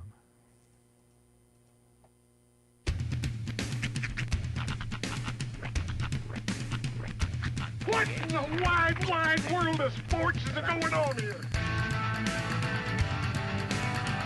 I promise you, whatever scum did this, not one man on this force will rest for 1 minute until he's behind bars. Now let's grab a bite to eat. Yeah, come on. I feel the hot wind on my shoulder and the touch of a world that is older. I hit the switch and check the number. I leave it on and then I slumber. I hear the rhythm ringing through it. Flamenco guitar and cumbia music. I hear the talking of the DJ. The devil listen, what does he say? I'm on a Mexican radio. I'm on a Mexican radio. Broadcasting live from high atop the J.P. White Building in downtown Roswell, New Mexico. It's Mornings with Mike Winters on 106.5 Roswell's Talk FM. Is that what I sound like when I talk? Now, here's your host, Mike Winters. And good morning. It is 6 minutes after 8 o'clock. Welcome to hour number 2, the deuce, of Mornings with Mike Winters, right here on 106.5 Roswell's Talk FM. Happy Tuesday. Yes, welcome to it. I just scrolled by a picture on this page I follow on Facebook, and it's a side-by-side, and I swear at first glance I thought it was Diddy and Mel Gibson.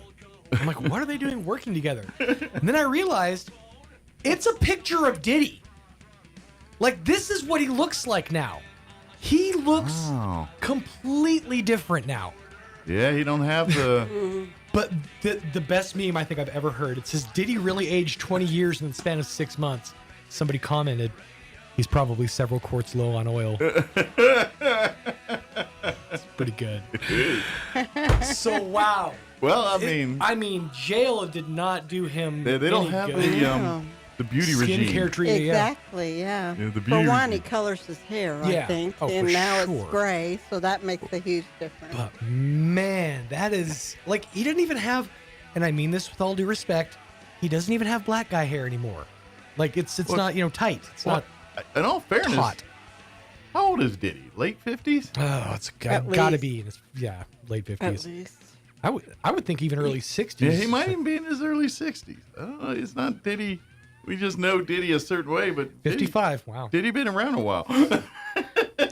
He's Diddy a in little the old. mid-50s. Yeah, 55. Yeah, he's starting to look like Danny Glover. Diddy looking like Danny. I'm getting too old for this. He does look like a man who's days away from his pension. Yeah, that Diddy could do a remake of Gone Fishing. Oh, that's great. See, now I'm trying to think who would play the Pesci role. The Pesci role. You know what? Just give it to Pesci. Yeah, Pesci can still do it. You know, yeah. He's still going after all these years. Oh man, I didn't watch it, but we were flipping channels over the weekend, and they were putting the Lethal Weapon movies on TV. I ain't seen them in a minute. Wow. But they had it was Lethal. I think it was the second one, Lethal Weapon 2. I think 3 is still my favorite. That's the one with Chris Rock. Yeah. Jumped in 3, right? I think, or is that 4? I don't know. I can't keep up. How many of them were there? Which one was they blanked you in the drive-thru? I think that's 3, right? Might be. I think. I don't know. That was the one that stands out in my head specifically. Like I don't remember much of those movies because I saw them when I was a little kid or younger. Pesci showed up in the second one, right? And I think Chris Rock showed up in the third one. Mm-hmm. And then, what's her name was in them too. She's like the love interest in almost every '90s movies. We always arrive at this door. She was in Tin Cup. She's in. No, that blonde-headed lady. Yeah, I don't know what is her name? When she said that, though, I have a picture of her. Oh. Kind of curly, blonde hair. Yeah. long Renee blonde hair. Russo. Renee Russo. Thank you. Yeah. That's her name. Yep. Yeah. I think she was in like maybe 4. Or she may have been in an earlier one. Actually, because I'm pulling up 3, I don't know that this is the one with Chris Rock. I think 4 is the Was one the with 4 Chris Chris Rock one? Yeah, I think so. Okay. I say it's been a minute since I've seen it. Yeah, same. I know, like, after a while, when they just start cranking them out every year, they added, like, a new, A-list celebrity at the time kind of thing. I haven't seen any of them. Well, you get a pass. God, I never realized how much the poster for Lethal Weapon and Loaded Weapon are Oh, so yeah, similar. they were a lot of similarities that's like, I was like, oh, shoot, I pulled up the wrong movie. No, this is the right one. The sad part is I can quote Loaded Weapon better than Lethal Weapon. Wielding his screws. My favorite Tim Curry moment. Everyone's like, Rocky Horror Picture Show? I'm like, nah, Loaded Weapon.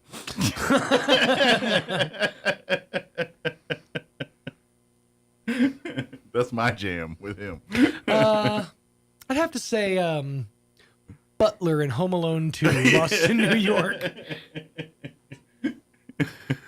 Was he Butler or the concierge? Or the hotel concierge or whatever. Yeah, I think he was the concierge. Yeah, matter of fact, Rob Schneider was the bellboy. Yeah. Yeah, because he had more authority in the Home Alone movies. Or, of course, Clue. Yeah. This is one of these movies I like that I should not like. The Three Musketeers movie he did, he's the bishop, the bad guy. But it's the one with Charlie Sheen and Kiefer Sutherland and he was young, and Chris O'Donnell, I think his name was. Yeah, Chris O'Donnell. That one. Oliver Platt, I think, is in it too. That's like I love that Three Musketeers. 1993. Oh yeah, it's a lot of those actors were also in A Time to Kill. Yeah, Kiefer Sutherland, Charlie Sheen, Chris O'Donnell. You nailed it. Tim Curry, Oliver Platt. Yeah, I like this movie. Well played, sir. Apparently, Mike watched it last week. I've seen it a time or two. I haven't seen it in years. That's why when last week we were trying to come up with the movie The Majestic, I told Elaine Mayfield, by the way, just ask Mike. He knows the most obscure movies. He'll just pull one out, complete out of nowhere. I watched a lot of movies in the 90s and the 80s and things. I just love movies. Like many in your generation and arguably mine as well. We were raised with a screen. Oh, like absolutely. That was our main guardian. Yep. Oh yeah. I mean, and it was like I will never forget the moment my parents allowed me to have cable television in my bedroom. In your room? In my Whoa, room. dude, that never happened in my house. Yeah, I was a teenager, but they let me do it. Of course, it was a teenager for cable showed up in the house, I think. My kids, I tried to put perspective on it the other day with my daughter. I'm like, you have no idea. You have access right now to almost every piece of entertainment media known to man. When I was a kid, I was lit up that I got to have a Sega Genesis on the TV in my room. That was a big day for me. Yeah. I remember when they let me put the cable box in there. They were when the cable guy, you can. And those first cable boxes, it was this light tan brown box, and it had a knob to change channels on the front. And it had like 100 channels, but it was a knob, and you spin it to the. That's awesome. And my parents actually, as far as TV tech goes, they were with the times pretty good, because I remember, like, we had the early versions of, like, when we got a VCR before there was like video stores. Wow. There was like one video store and everyone was like, "What's this video store place about?" And it was a hunkin' $1,000 unit that came in 2 packs. It was a 2-piece. Oh, wow. Because one thing was also if you wanted to do camera work, which we didn't buy the camera because that's another $1,000. But they were cheap, but they were up and savvy. But anyway, so they had that. I mean, before cable was available, they had this pay-per-view service basically called Super TV. Okay. And I've talked about this on the radio years ago, but Super TV was this box that they came and hooked up like cable. It was this black box that literally had one silver button on the top, and then I guess had connections to connect your TV and all that. And basically they offered, it was kind of like a thing that offered an HBO.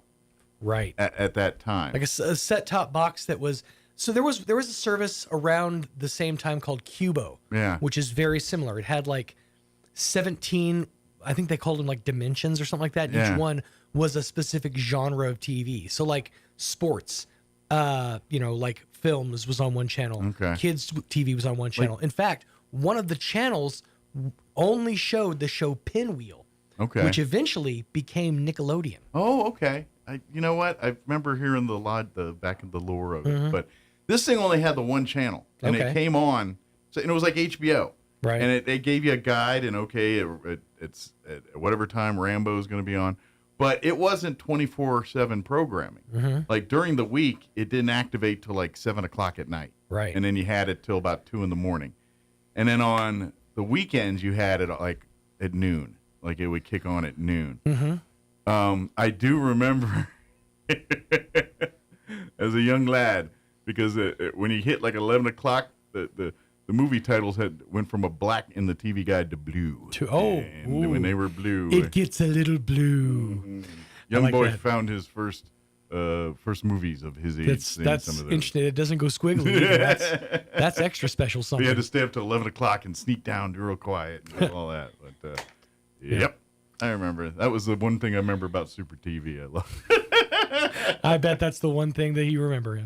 I understand. I saw Rambo: First Blood unedited nice. on Super TV. So you saw First Blood on Super TV, not Rambo: First Blood. Right, First Blood. Right, because Rambo is the name of the second movie. Correct. It should be called Rambo 1. I've heard this argument on Community. Yeah. The first movie should be called First Blood. The second movie should be called Rambo 1: First Blood 2. But yes, First Blood, which is based off the book.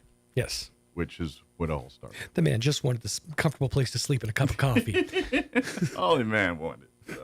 I think Dr. Powell's here. Very good. Dr. Sean Powell joined us here from Eastern New Mexico University, Roswell. Give us an update what they've got going on. Of course, in the midst of summer classes, getting ready for fall signups. I still got a few summer camps. I think I know your Roblox camp is going on. I got to brag on my daughter.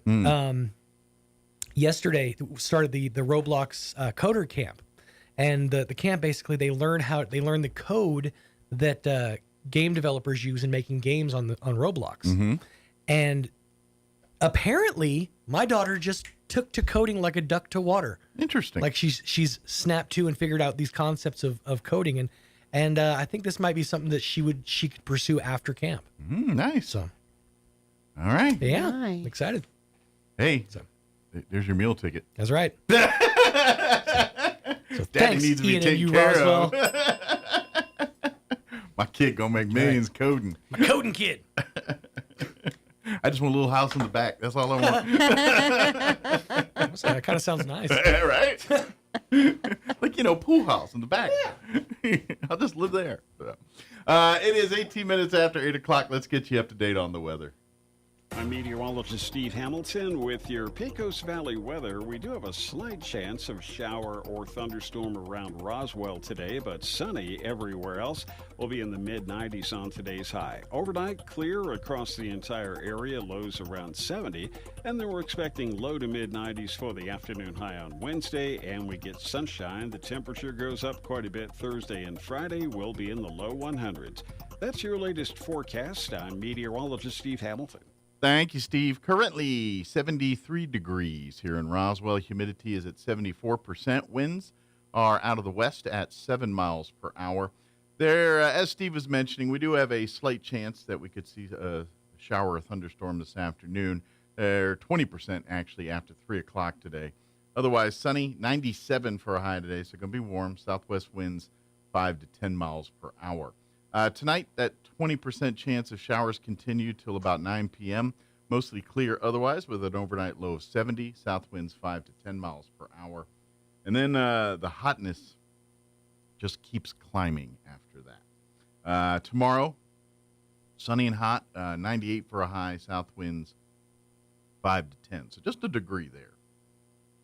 It keeps going, though. Don't worry. You're like, that's not so bad. But wait, hold your beer. For Wednesday night, mostly clear, overnight 72. Thursday, we're going to crack the century mark, sunny and hot, 102 on Thursday. South winds 10 to 15 miles per hour. But wait, there's more. Friday, we're looking at a high of 104, sunny and hot, 104. Good news, that's the high water mark, I think, because then we get slight rain chances Saturday, and then we're back dipping into the 90s. But, yeah, Friday's going to be a scorcher. Saturday, a 20% chance at afternoon showers, mostly sunny and 95. 20% on Sunday, mostly sunny, 94. 20% Monday of next week, 92 for a high there. So, but the temp's going to climb for the next several days here till the weekend. All right, it is 8:20. We're going to take a quick 3.5-minute break, and then Dr. Sean Powell will join us with Eastern New Mexico University Roswell. Don't go away. You're listening to Mornings with Mike Winters. Hi everyone, this is Melanie from Glenn's Furniture. We now carry Mayo Furniture. Not only is it proudly built in the U.S., but there are hundreds of custom options to choose from, including fabrics, top-grade leathers, nail head, trim, and feet. The quality and construction stands apart from other brands in the industry, ensuring your satisfaction for years to come. Turn your living room into a reflection of your refined taste. Come see us at Glenn's on the corner of Union and Alameda in Roswell, where delivery is free since 1953. Looking to start, continue, or complete your higher education journey? Join the more than 5,700 current Greyhounds on their journey to student success. Eastern New Mexico University offers the most affordable higher education degree in the Southwest, and New Mexico residents can go to school tuition-free with the New Mexico Opportunity Scholarship. With online or in-person degrees, ENMU is the right choice for you. For more information, visit enmu.edu. ENMU, student success, that's what we're about. Saddle up for a celebration of the bounty of Lee County during the 89th Annual Lee County Fair and PRCA Rodeo, August 1st through the 9th at the Lee County Fairgrounds in Lovington.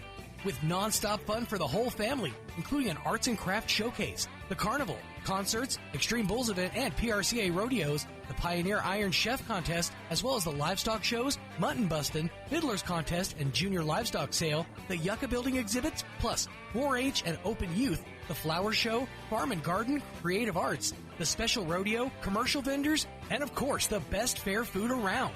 The concert series begins Friday, August 1st with the Hispanic Heritage Celebration and continues nightly Tuesday, August 5th through Saturday, August 9th. Visit LeeCountyFair.net for more exciting news and updates. The 89th Annual Lee County Fair and PRCA Rodeo, August 1st through the 9th at the Lee County Fairgrounds in Lovington. Come celebrate the bounty of Lee County. We'll see you at the fair. Lights, camera, action. Get superhero savings during our summer blockbuster sales event going on right now at Roswell Ford. Hey Roswell, you don't need to be a hero to pay zero. Drive home a new Ford with zero down and zero payments this summer. Plus, at Roswell Ford, everyone gets employee pricing. You heard right. At Roswell Ford, you pay what we pay on our huge inventory of new Fords. Stuck in your loan or lease and want out early? Roswell Ford can get you released, even if you owe thousands more than it's worth, regardless of make, miles, or condition. Don't let the credit villains keep you from driving your dream car. At Roswell Ford, getting approved is a possible mission, so you can pay what we pay. Your mission, should you choose to accept it, is to find the best car and get massive American-made savings and the best car buying experience. Get on board at Roswell Ford, because we'll do whatever it takes to make a deal. 821 North Main Street in beautiful Roswell. Call 575-623-3673 or online at roswellford.com. Interest accrues from date of sale on select vehicles. Trade balances refinanced to new loan. Subject to lender approval. Offers not combined. So I make a silly joke about it never raining, and now it seems like it'll never quit. Hi, this is Ben Manette from Roswell Seed Company. All this rain is great, but soon the weeds will be waist high and the bugs will be as thick as flies. But here at Roswell Seed, we have just what you need to control the weeds and fend off the bugs before they take over. So come see us at Roswell Seed, and be careful what you joke about. Mother Nature sure has a wicked sense of humor. Here's a Mornings with Mike Winters fun fact. Did you know you share your birthday with at least 9 million other people in the world? Your birthday isn't feeling so special now, is it? Here's Mike Winters. And good morning. It is 8:24, and joining us in studio this morning from Eastern New Mexico University here in Roswell, of course, President Dr. Sean Powell back with us. Good morning, sir. Good morning, Mike. How's the summer going for everyone out at the campus? It is going really fast. I think speed. Yeah, we're already. It was June 1st yesterday. So yeah, summer semester probably over here in a few weeks, and we're getting ready. Then fall will be right hot on its heels here. So we have another couple of weeks of summer school, and then classes for us will start on the 18th of August. So we're about a month and a week out here, a week or two out. So yes, which means if you have not registered for fall and signed up for fall semester, now is the time. This is we're not in the 2-minute warning yet. That's coming in a couple of weeks, but this is the busy time. If you're particularly if you've got classes that maybe have or your time schedule is limited, you need to, the earlier you do it, the better you can kind of finagle your schedule and things for in-person classes and things like that. Of course, a lot of these offer online, and those offer more flexible schedules and things. But yeah, if you've got a stringent schedule you got to work on, the sooner you get your registered, the better off you're going to be. Yes, and that registration is ongoing, and we have a pretty strong registration going into the fall right now. I think we were up about 14% Monday over what the comparison was to year-to-date last summer. So great. More students are enrolling earlier, and we're hoping that trend holds, and we're able to meet the needs of all the students coming in. Absolutely, and that's great. I imagine, too, because, I know, like, with my wife being a teacher, and, you kind of imagine you use probably the local area high schools as their graduating numbers as kind of a comparison on what kind of numbers you're going to receive in a fall semester typically, right? Like if all right, Dexter or Roswell High, they had a big high school class, that it does impact your numbers sometimes, doesn't it? Well, 98% of our students come from Chavez County and Artesia. So when we look at that district area for our campus, the vast majority of them are going to come locally. Sure. However, as we've talked about before, that age range goes from 14 to 77. I would say not everybody is 18 coming here too. Right. It's just you just have a bigger influx at that particular time here too. But then also too is because of the nature of some of the curriculum you offer, like your nursing program or your aviation maintenance, you have people from all over the state that come to ENMU to get their degree or getting their program completion because A, what you offer isn't available everywhere, and B, what you offer is some of the best in the state. I mean, just another comparison, the special needs, there's a whole program that comes through, and there's folks from outside the state that participate in that. It's really, it is a much bigger campus footprint than people realize. Well, and our special services program is on a suspension right now. We're not offering that due to low enrollment numbers. We're looking to hire a new director to get that going again. However, the other tech ed and career ed programs, health sciences, you're right, where there's individuals from all over the state. We had 23 counties represented, I think, in 2024 that had enrolled individuals from those different counties. But again, the majority of folks come right here from Chavez County, which is great. And that's really, this is the beauty of ENMUR is it is that synergy. It relies on the community to sign up, register, to be involved, but at the same time, the campus, your focus is to serve the needs of the area. What the curriculum you offer, the programs, the staff, what you teach, all is really based on what's the needs of the community here. That's what that is based on, and a little logistics too. I mean, it just so happens the campus sits on an airport, so it's pretty natural that we incorporate some aviation side of things on here. Right. But most of this is the supply and demand here locally. So that's why you see the schedule you see usually. And we work with the local community partners to develop those educational programs. The most recent one that I can cite is our agricultural mechanical technology certificate. And that came about because of the advisory board. So individuals from the dairies, Leprino, some of the other ranches and farms that were in the area, and they were looking for someone who had some knowledge of agriculture, but also had the ability to do welding, work on small engines. Sure. And so that's why our tech ed department put those programs together and made this certificate available. And then that goes right into one of the associate degrees in agriculture for us, which can go on to a 4-year degree if they want to go that far. Sounds like the code for that degree plan is Jack of all trades. You know what I mean? Like, that we need someone to be trained in, like, that works at the ranch that can kind of fix anything, but is kind of not specialized in anything, but does, you know what I mean? It's like, now, that 1 minute they're turning wrenches on a tractor, the next minute they're, servicing the how they get the water to everything or something, Yes, and we have to go to Santa Fe tomorrow. We're presenting a project. It's a capital project we got funding for through the support of our local legislators and senators. We're going to put a greenhouse in the fall. We'll have that available for our agricultural program and also the science programs. Nice. But we have to go get the approval from the higher education department. And I can see a tomorrow. lot of possibilities there. The growing, of course, start growing food, and we always talk about local foods, and that could be another foot in the ball game here on serving the needs of people with food and stuff too. The results that come from this greenhouse, that's pretty cool. So. And Bureau of Labor Statistics here in New Mexico show that there's a larger than average need for agricultural workers in the next 10 years. So that's what we're banking on, and we put resources toward that agricultural program, and we really appreciate all the support from the community and all of the involvement of the community members that have been involved. Well, and it's important. I mean, we say this, every time I'm talking farm and ranch, and there's people don't realize it. This is one of those things where supply is way larger than demand, or demand is larger than supply right now, because you've got, the world's getting bigger. More and more people are getting on the planet. Less and less people are getting in farming and agriculture and ranching and that side of things. So you're going to have less people that have to feed more people, and we're going to have to figure out how to do that. Technology is going to be involved in that. Science, absolutely. And so, this is good. We're preparing for that. This is right.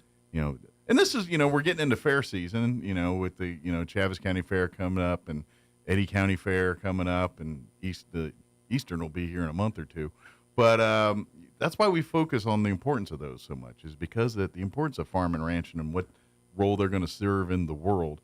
And that's, right here in our own backyard, you guys recognize that and are trying to meet that need, or setting the table to meet that need. And as you know, another need in the community is for nurses and healthcare providers in general. We had state funding also that we received, and very appreciative for, to increase the nursing program.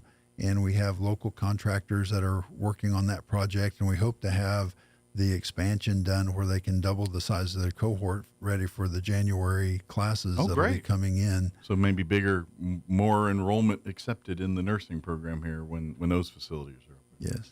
Too. And so that goes to just all the career tech ed opportunities. We obviously have other degrees where folks can come, and if they want to earn the associate degree to go on to a bachelor's, whether that's in education or one of the behavioral sciences, or any of those degrees that someone might want to come in with our program and study, and then go on to Portales or the One Eastern of the program, other program that they can earn their bachelor's degree. And so we have a lot of those opportunities for students. And of course, if it goes in different directions, that's the beauty of New Mexico too. So if your aspirations to go to UNM or whatever it is, everything you do here seamlessly transfers there. And I'm telling you right now, 1,000% cheaper doing it here than it is at one of those places.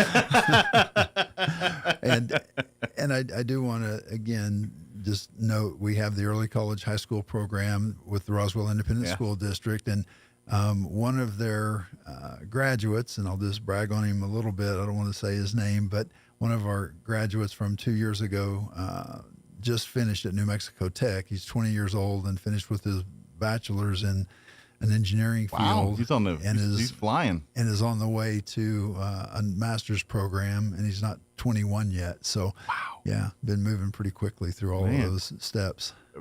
As a kid, we had Doogie Howser, and now all the kids are Doogie Howser. That's great. That's awesome. And do you know what his aspirations or goal, like what he wants to do with biomedical or medical school? He's still exploring things. Okay, I didn't know if he was going to end up in Los Alamos or what's going on. But, that's a possibility. That's a possibility. Well, this way, we don't hear from. No, I'm just kidding. But the opportunities are endless here too. And then of course, folks that are just looking, maybe I'm not going for a degree plan, but maybe I'm retired or I'm just trying to, get a letter or get something so I can get a promotion in my own career field, please come on down to the campus now, talk with the counselors, get registered, and we can get you set up, whatever your goals are. Maybe you're retired and you're just like, hey, I want to do some art classes, or I want to do one of the physical ed. I want to sign up for one of the exercise classes. We can do all that. Absolutely. That can be done too. Come on down to the campus and let's get signed up. Right. Lots of different opportunities. Yeah. And another thing I did want to mention, we are partnering with a couple of community partners. The Chavez County Veterans Association purchased a Huey helicopter. Yeah, that's pretty cool. And they had it, I think, back in December, January timeframe, and they brought it over to Roswell, and it was sitting outside in a person's field here in Roswell. And we went and looked at it, and they asked if we had space where it could be put inside so they could do remediation on it. The end goal is to have it displayed at the Veterans Cemetery on a pedestal 15, 20 feet in the air. Very nice. Like they have at some other locations around the state. Yeah. So, that's very cool. And, of course, for folks that aren't familiar, the Huey helicopter is, put it this way, it's the Vietnam era. And so it's really one of the most iconic pieces of equipment of the Vietnam era. You know what? Not too many different equipment evoke that feeling. When you see a Huey, I think, at least I do, I think directly of Vietnam era and that type of, that point of history here. So that's pretty cool that at the end game is here. It's going to be up on a pedestal there at the Veterans Memorial there, or the Veterans Park there at the cemetery. But so it looks like you guys will be the home for the restoration of that here as it takes place here over the next several months. And some air sale volunteers are going to come over and start doing the restoration. It's really in pretty decent shape. Okay. And there's some work that does have to be done. Well, I imagine there's going to be a lot of sheet metal work. It's probably, like you said, it's been sitting out for a period of time here. Lord knows where it was sitting between now and when it was still an active service piece of equipment. So I imagine there's a lot of rust. There's some sheet metal. There's going to be some replacements of things. The good news is you don't have to make this fly-worthy, but it is got to be display-worthy. So there's a few different steps to do that because you're preserving it on there. But that's going to be pretty cool. I hope we do a big to-do when that is ready to be put on display and everything. I think they'll do something, and our students from the aviation maintenance program will be involved a little bit. Working That'll be with cool. They'll be folks taking from pride in AirSale. that. I hope some of them stay local, and so 10 years down the road, they're here with their kids, and they're like, "Dad, help restore that thing." That'd be, or Mom, help restore that. That'd be cool. So I love those kind of moments. So. Right. A future piece of Roswell history coming our way here. Yes. Very good. So that'll be here. I'm guessing that'll probably be a year or two project out to take that thing restoration. I'm not sure how long they're gonna have it. I mean, we have it in an auto bay that we have space for right now, and we haven't really talked about a time frame. They want to try to get it done as quickly as they can, obviously. Sure. But they're going to have to put some effort into it and figure out what they exactly want to do and how they want to display it. Just gee whiz curious, and I don't know, this is something I probably need to ask the veterans group, but are they collecting money? Are they trying to get, because I imagine it's not cheap to restore a Vietnam era helicopter. So I haven't been involved with that portion of it. Okay. Our agreement was we'll give them space Sure. and they'll allow our students to get some experience working on the helicopter airframe. Well, I'll ask around and see what they can, because I imagine if there's people trying to collect money for this to help that, imagine there's some people listening that would like to contribute to that. So, in honor, maybe their relatives or they themselves spent some time sitting in one of those bad boys. Right. Right. So, but that's really cool. I didn't. Dr. Powell was just telling me about it earlier. That's the first I've heard of that. That's really cool that they're doing that. So very good. And I don't know how much announcement they want to do till it's all over, but Sure. it's there. Students are going to be working on it, and people will be seeing it, and they're going, "What's this doing over here in the auto bay?" And it's it's there because we had space for it. Here, let's just tell people we're DL. There's an A team, and they're real, and we keep their Huey here. There we go. We keep the black van in the other automotive bay over here. A guy named Murdoch flies that thing. But anyway, that's pretty cool here too. Speaking of technology, things like that, I know we're getting ready for it, but of course, it will be that time of the year when we're going to be asking about the bond issues and things like that. Early jump, I know they work out years for this upcoming bond. What are the projects that are on the slate for Eastern New Mexico University? So this isn't one of the GeoBond years, but this year what we are going to go out for is a mill levy increase. Mill levy, I'm sorry. And the purpose for that is to increase career technical education. And we're working with the school districts in Chavez County. We're bringing the superintendents out. I've met with 3 of the 5, and we'll get the other 2 out pretty soon in our service area to see the facilities, because there's a real need in Roswell, as we know, for electricians, plumbers, HVAC, all the skilled labor trades, and also health sciences. And so we want to make sure that we have funding available to meet those needs, and also work with the school districts on more dual credit opportunities, especially the rural schools where they don't necessarily have the same capabilities as in Roswell, where they have opportunities at Goddard and Roswell High and even University High with the different career tracks. They do have some at Dexter, Hagerman, and Lake Arthur, and we're just trying to make sure that we can prepare those students as well for career and technical education programming. Excellent. Very good. So that's part of that synergy thing we were talking about at the beginning here, meeting the needs, and this is going even further to meet not only community needs but high school and younger, offering the multiple vocation paths for these students, and they're not thinking about it after they graduate. They're thinking about when they're starting high school, in that portion of their lifespan and things like that, which is great, and for me, this is, as someone that grew up in that era of, okay, you go to 12th grade, you graduate high school, I don't care what college, go to college, do something till you figure out, they always say but I'm good at this, I'm good at that. This is more of this, not everybody's geared to get a bachelor's degree or a master's degree. Sometimes they get that, that journeyman stamp as an electrician or a carpenter or a welder or whatever it is. And I hate to burst your bubble, those folks, you've seen the houses they live in. You see they're always well fed because their job is in demand, and they can call their shots, and you can do it anywhere where people live. So that's a great opportunity for folks to do that, and to encourage people that have that desire at a younger level is a good thing, not a bad thing. And I think also it can impact the graduation rates for some students if they aren't enamored about the academic portions. I know one fellow is in one of our workforce training programs. He's been trying to get into it for 2 years. He just graduated high school and just turned 18, so he was now eligible to actually go get his CDL, and he was in our first summer class for the CDL programming. And so I need to check in and see where he's at. But it's those types of opportunities that we can offer, whether it's credit programming or through the workforce training with Chris Bullard, who's been on this show in the past. Absolutely.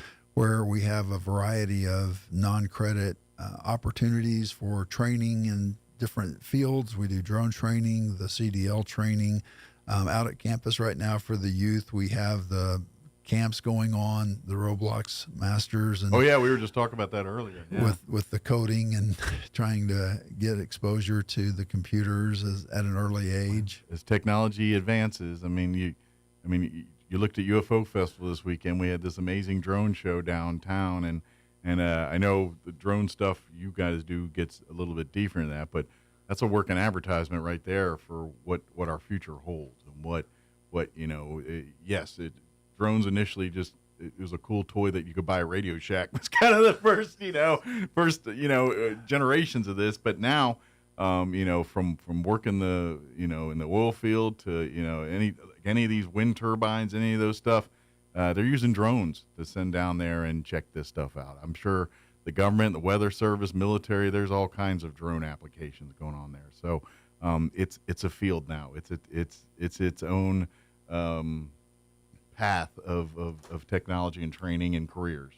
And we do offer that drone training, and we have some workforce training funds. The state, as you know, has been very much in a boom capacity with the oil and gas the last 5 or 6 years. And so the legislature has given money to the colleges and universities to develop more workforce training that's in the critical needs. And so, again, we have a variety of programs, and Chris Bullard at our campus is the person to talk to regarding those workforce training programs. He knows his stuff. Yes.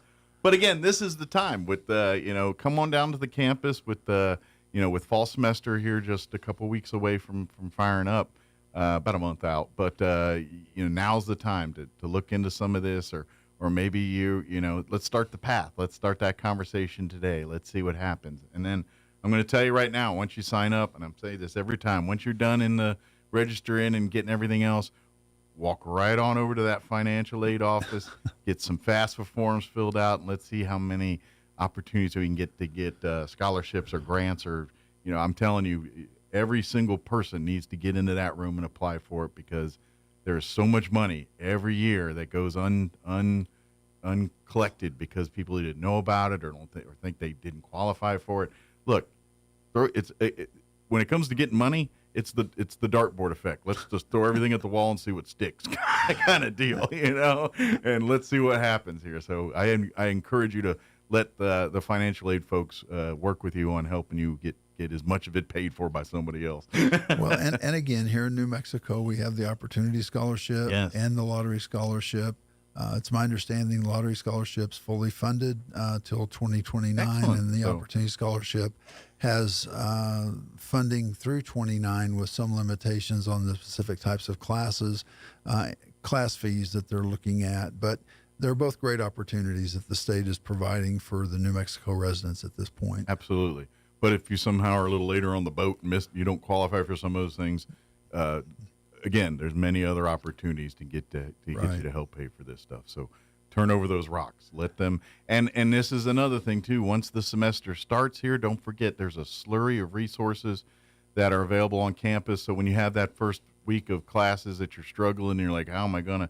There's tutoring assistance. If you need other kinds of assistance, personal assistance, food insecurity, the campus is there to help all of their students and people like that. And, if you've got issues and things like that, please, if you're struggling during this semester in any way, shape, or form, the campus offers many different opportunities to help you navigate. They get it. College life is, different. You're overwhelmed, especially if you're doing a work life and a school life and you're trying to juggle the two. There's a lot of resources the campus offers that can help you navigate when things get sticky. And they probably will. College is a challenge. That's the idea, is to challenge you a little bit, and you're there to learn. You're there to. So there's going to be moments where if you knew everything, what's the point? But so that's when those moments do hit. Please turn to the campus for those resources. I know that's a later down the road conversation, but while you're signing up now and thinking about it, when you hit those walls, there's people to help you get over the wall. And the pool is still open, so we're very happy to have you guys that open till about Labor Day, or that's our usual plan. Yeah. So I'm going to take a stab that probably not many opportunities for private parties at those points. They usually get booked up pretty quick. I would think they're filled, but you could always call. Exactly. It could be a shot, could have been a cancellation, or it could be something, or who knows? Maybe you just luck out and say, you know what, it happens to be free that day. We can do that. But. And then, of course, roswell.enmu.edu is the website if you want to start perusing and looking at different course studies, things like that, before you head down to the campus. I believe you can even start your application there online and everything else. But at some point, you're going to want to come down to the campus and meet face-to-face, and let's start planning your course and how we're going to do this. Is there anything else we wanted to mention? No, I just want to encourage individuals, that are interested in campus to come out, see the campus, take a tour, get a chance to talk with one of our advisors, see if there's opportunities for you there. And if you're not interested in the college degree, if you just want to come out and learn a skill, whether that's welding or automotive, get a little bit of knowledge about HVAC, whatever it happens to be, I think there's an opportunity for you to come out. And then on the healthcare side, we have the EMT Basic, the EMT Intermediate, and then obviously the paramedic programs, as well as our other health science programs in the respiratory therapy, the occupational therapy assistant, the nursing assistant program that we do. And that's a big one, especially with some of the youth challenge cadets. We'll get into that, as well as the EMT Basic and some of the welding.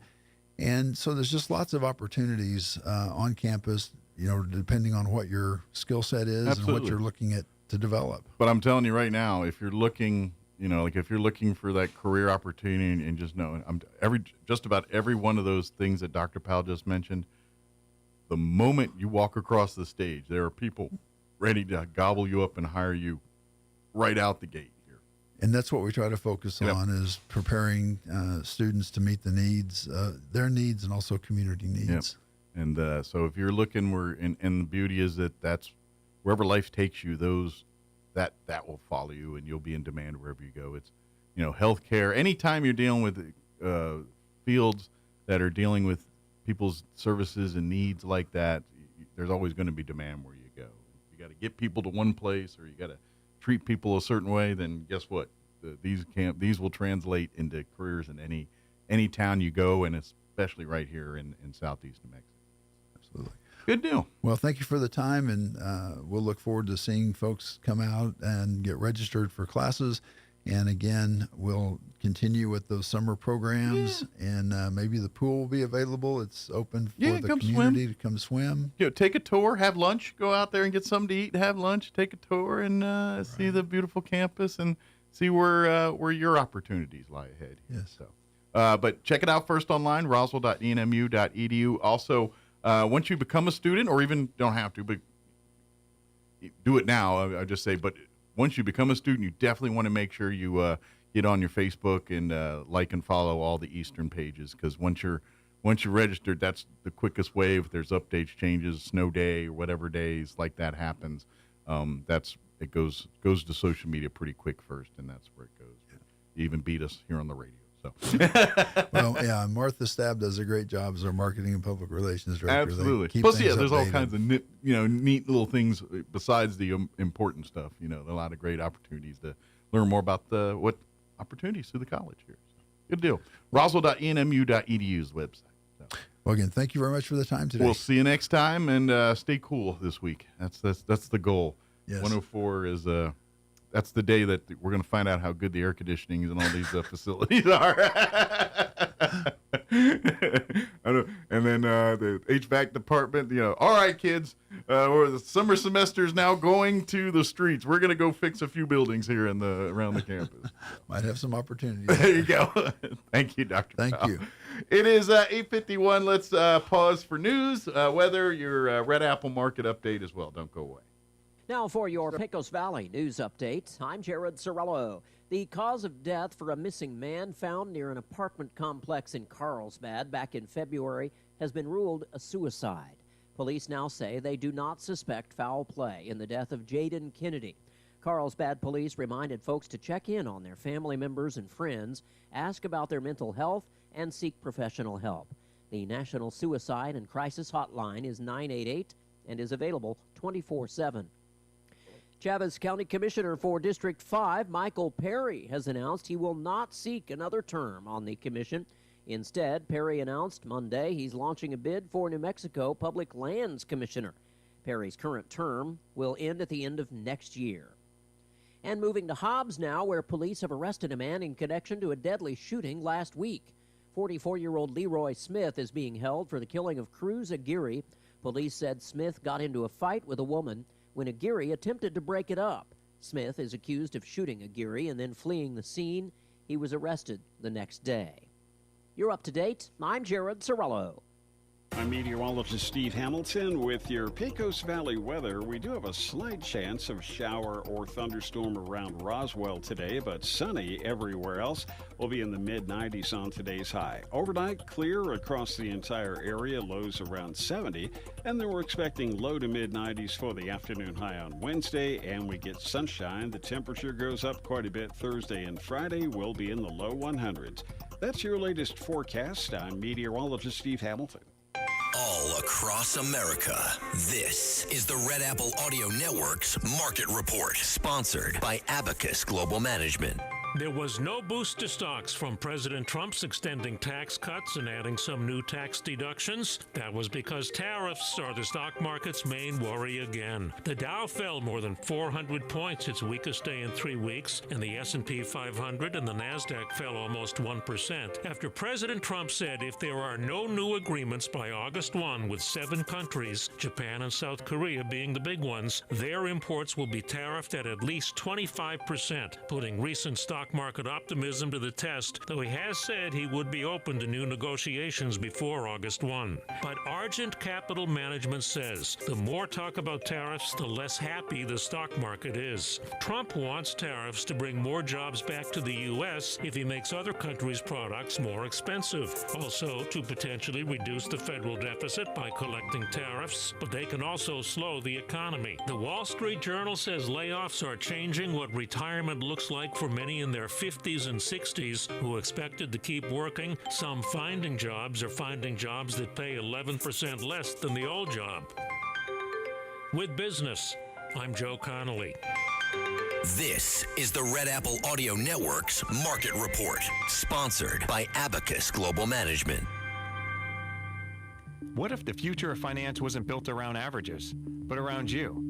At Abacus Global Management, we're reshaping financial planning around the most personal data point, your lifespan. But it's more than just insight, it's control. As a technology-driven asset manager, we're empowering investors with an integrated system to take command of your time, your future, your financial destiny. This is a new era of investing. Take control at abacusgm.com. It's the first day of the first grade, and she found a new best friend. It's a laid-back Sunday afternoon you wish would never end. The homemade taste of Bluebell and good friends gathered round. The good old days are being made right now. You'll be one smart cookie when you try Bluebell Cookie Cake Ice Cream. A sweet cream ice cream loaded with chocolate chip cookie cake pieces and swirls of chocolate and vanilla icing. This cookie cake ice cream really takes the cake. The good old days are being made right now.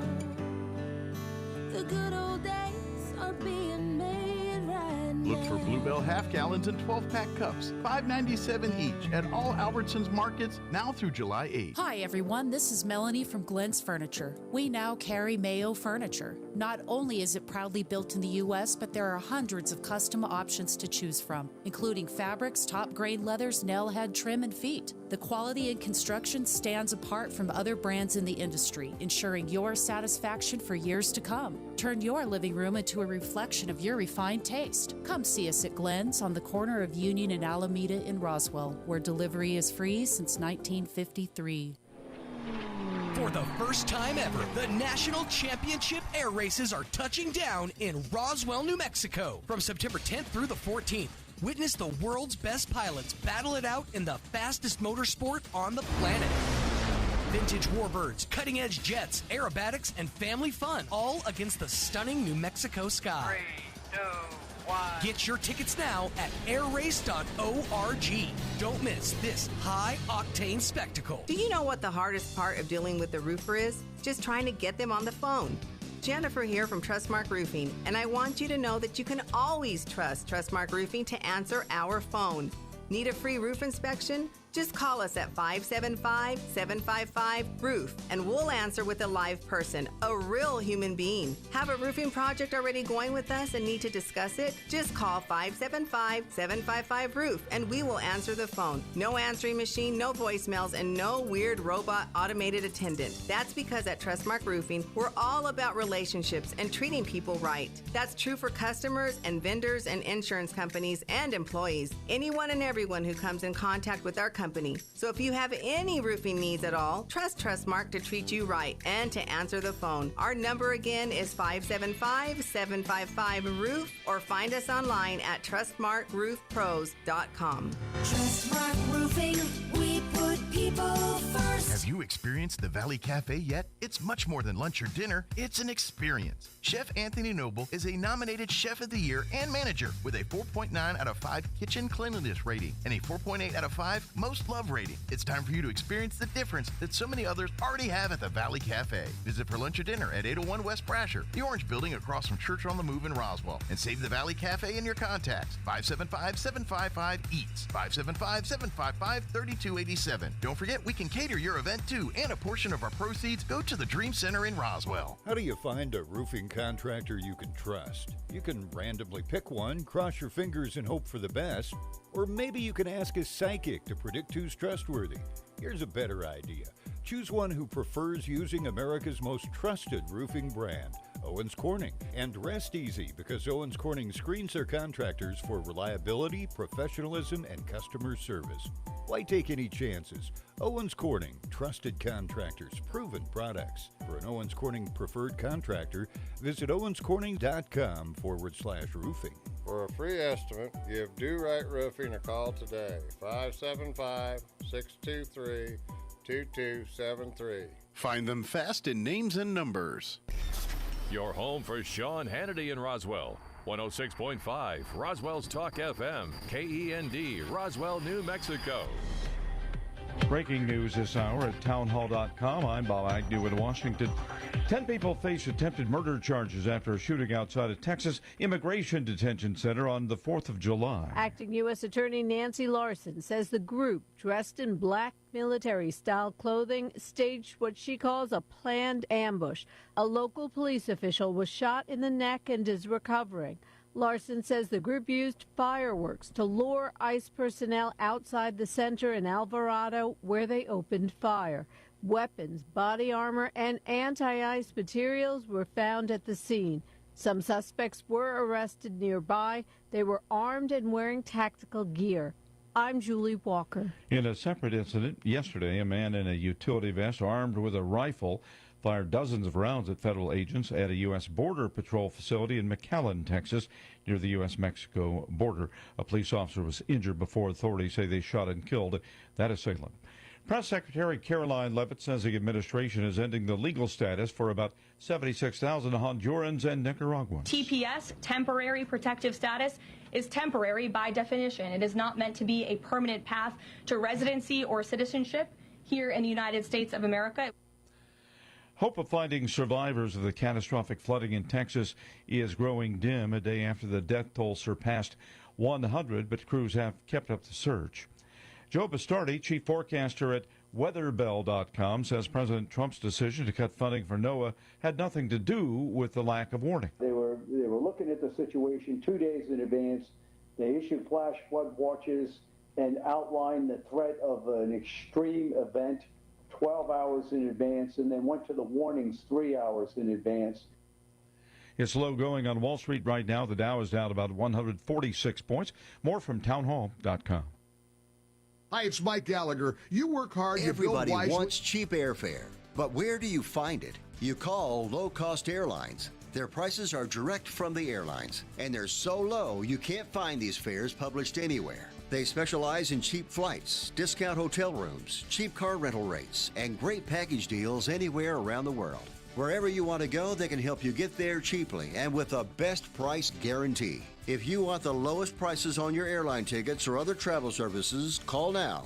That's right, call. That's the only way to get these rates. Experts are standing by 24/7 to get you the cheapest airfare and hotel rates available. So don't wait. Call right now for the lowest travel prices anywhere and for great last-minute travel deals, too.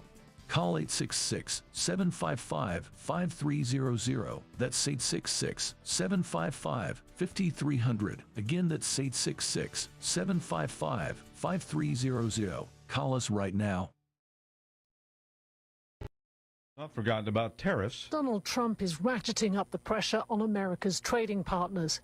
In letters to the heads of several countries, the U.S. president informed them of their new tariff rates. 25% for South Korea, Japan and Malaysia, 30% on imports from South Africa, and 40% duties on goods from Laos and Myanmar. The new rates will begin on August 1st. All of the reciprocal tariffs were also pushed back to that date, potentially giving countries more time to negotiate deals. That report from the BBC's Michelle Fleury. Amazon's annual Prime Day sales are here again. The e-commerce giant is making the now misnamed Prime Day a 4-day event for the first time ever. The company first launched it back in 2015 and expanded it to 2 days in 2019. Some analysts expect shoppers to stock up because they're afraid tariffs may soon raise prices. Breaking news at townhall.com. Baseball's signature home run hitting event will be missed by two of the sport's most notable sluggers. New York Mets slugger and two-time winner Pete Alonso joined Philadelphia designated hitter Kyle Schwarber in electing to skip the Home Run Derby. The Derby will be held next Monday, the night before the All-Star Game at Truist Park in Atlanta. The hitters so far who have committed to the event are Nationals outfielder James Wood, Braves outfielder Ronald Acuna Jr., and Mariners catcher Cal Raleigh. Alonso was named a National League reserve for the All-Star Game. He won the Home Run Derby in 2019 and 2021. It wasn't held in 2020. I'm Gethin Coolbaugh. For the first time in almost 20 years, travelers may no longer have to take off their shoes during security screenings at certain U.S. airports. Media reports say a new policy by the TSA is set to kick in at some airports around the country starting on Sunday. You'll find more on these stories at townhall.com.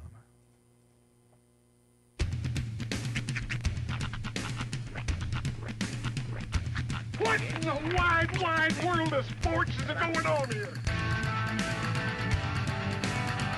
I promise you, whatever scum did this, not one man on this force will rest for 1 minute until he's behind bars. Now let's grab a bite to eat. Yeah, come on. I feel the hot wind on my shoulder and the touch of a world that is older. I hit the switch and check the number. I leave it on and then I slumber. I hear the rhythm ringing through it. Flamenco guitar and cumbia music. I hear the talking of the DJ. The demolition, what does he say? I'm on a Mexican radio. I'm on a Mexican radio. Broadcasting live from high atop the J.P. White Building in downtown Roswell, New Mexico. It's Mornings with Mike Winters on 106.5 Roswell's Talk FM. Is that what I sound like when I talk? Now, here's your host, Mike Winters. And good morning. It is 6 minutes after 9 o'clock. Welcome to hour number 3. Tres Inviernos of Mornings with Mike Winters, right here on 106.5 Roswell's Talk FM. Happy Tuesday.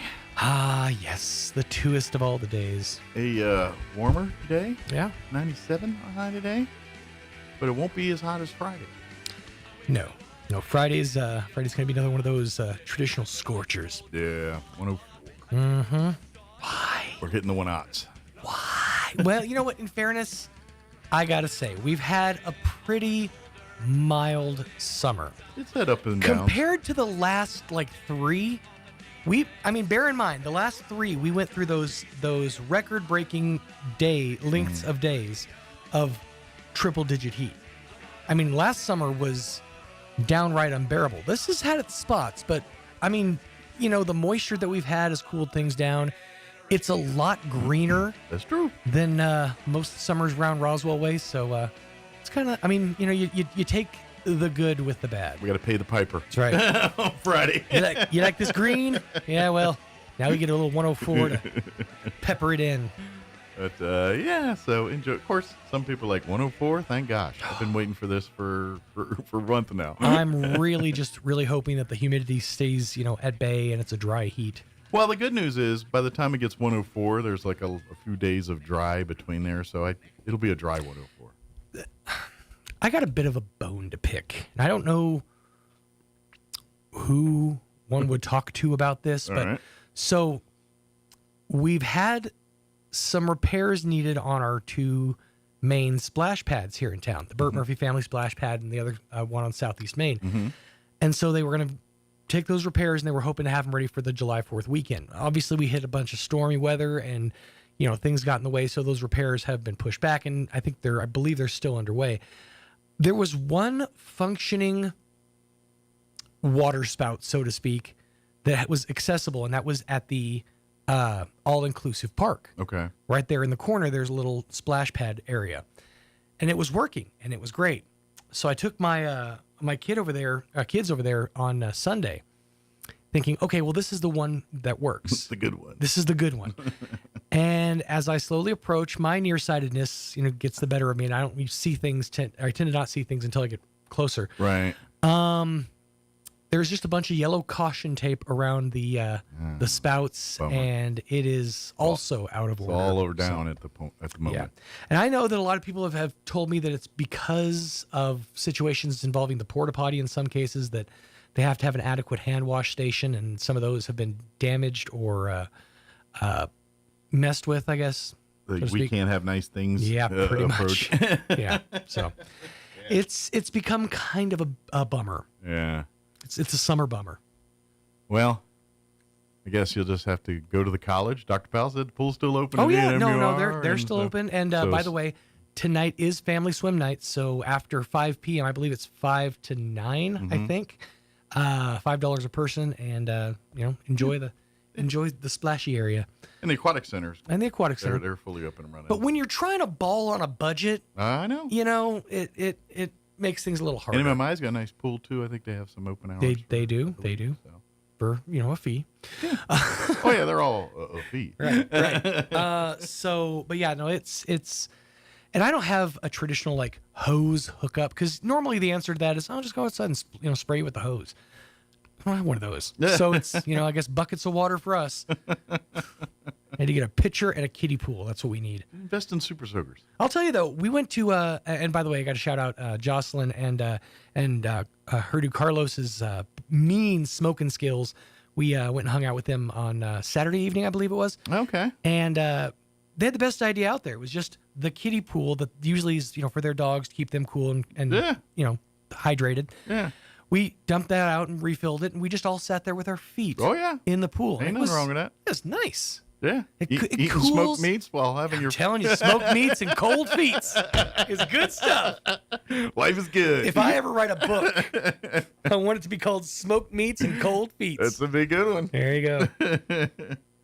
So, but yeah, no, it was you find ways to function in the absolutely. desert. Oh yeah, you got to improvise. Mm-hmm. Yeah, the baby pool can be your friend. It can indeed. Even if you don't have babies, get baby pool. Although, I'm not gonna lie, there's always been the part of me that every time I walk into Sam's Club, I look up and I wonder what if, maybe I could get one of those one of these days, and maybe I could, find one with a decent weight requirement where maybe when my kids, were away for a while, I can inflate this thing and me and my friends can have some fun. Yeah. But, it's probably all just a dream. Pipe dreams. I did, however. Do you have the acreage? I have a yard. I have it's not a big yard, but it's big enough for big enough to put a pool in, an inflatable or some type. Okay. I will say this. I did see something that had I the means to acquire, I would have acquired. It was a adult size slip and slide. Oh, really? Yeah.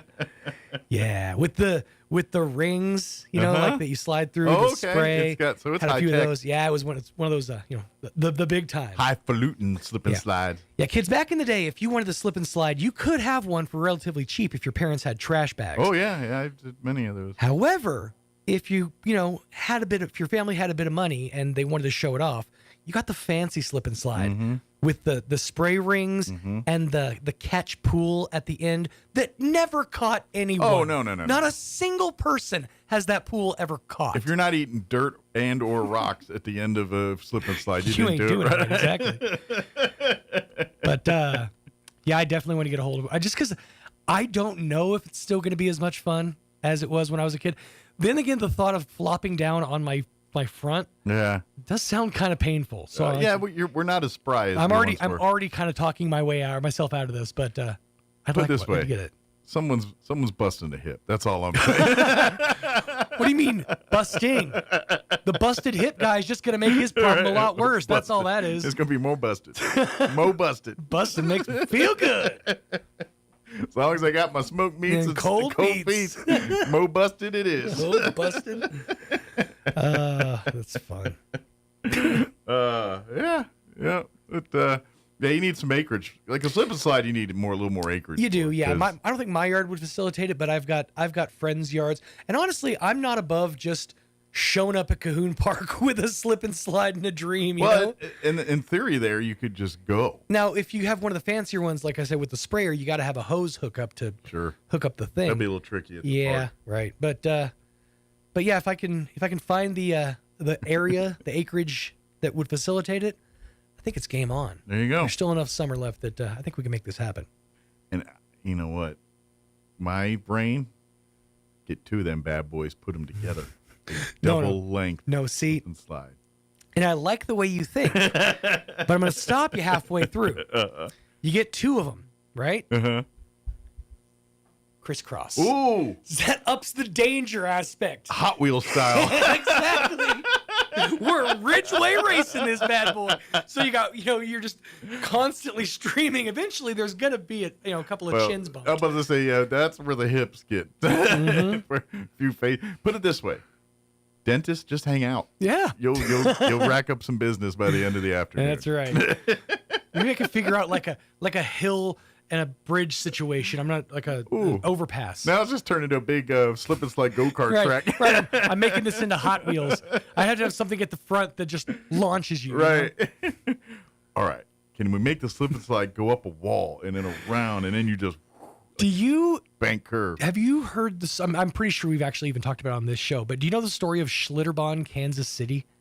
I know of it. I don't know of the story. So it got shut down after several reasons, but the big one was they designed a water slide. Yeah. With a hill that went up, so that it basically caught air. I'm about to say that's like jumping. When they ran test dummies on this course, yeah, they ended up flying off the slide. Wow. So they put a net. Over the top of it. Oh, that's nice. That is nice. Here's the problem. A young man was riding this slide, and when he went up, his head got stuck in the netting, and it basically decapitated him. Oh, that's not good. So because of that, they had to close down the entire the lawsuits and stuff. Sorry about that. Yeah. They had a bit of an incident. Yeah, so that was the end of Schlitterbahn, Kansas City. See, kids, this is why we watched Dukes of Hazzard when we grew up. We knew better. We knew. We learned from the Dukes. Right. You hit a ramp, you will go airborne. If you're gonna do it in slow motion. That's the key. Problem is, you never watched the end of the Duke jump. It was always... No, you know what? That's on them. They go to commercial. I lose. I have a very short attention span. Editing wasn't that great during those series, and if you watch every one of those General Lees when they land, the front grill is usually starting to go up before they cut to the edit scene over the cars driving. Cut. Damn it, we need another one. Well, they had like 55 General Lees to film that show, so I'm not joking. No, they literally did. I'm pretty sure that's why they used that car. It was just readily available, you know? Yeah, not now. Now they're worth $1 million if you find one. So, if you find one intact. Right. Oh, you can find some front ends of them. They're scattered all across the Midwest. Yeah. Just follow the yeehaws. But, yeah, I could see that. Yeah, you'd think someone would have done some more testing before just put a net up. Yeah. No, it's not going to work. Not going to work out so well. I'm guessing the people that design roller coasters aren't necessarily the same people that design water slides, huh? Kind of, yeah. You would think they would. Now, there's a little more engineering that goes into roller coasters, I would obviously. think, yes. But yeah, it's a lot of the same, people that work with like computer-aided drafting and AutoCAD and things like that design most thrill rides. As a guy that played Roller Coaster Tycoon for much part of the 90s, I'm pretty much an expert on these things. Right. So I'm a bit of an old head when it comes to roller coaster design. Just say I designed a corkscrew that was like I'd say Six Flags wanted my design. Say that. Oh no, there were there were letters. I got a few letters of interest. Mostly cease and desist, but there are letters. They said, "Stop! We don't want your stupid roller coaster tycoon design." Please stop, sir. Go touch grass. But it starts as a bobsled and goes into a corkscrew. It's gonna be insane. We start at 95 miles an hour, just out the gate. That's right. Although I keep seeing over the last, I don't know, it's just because the algorithms of what I do on social media, but.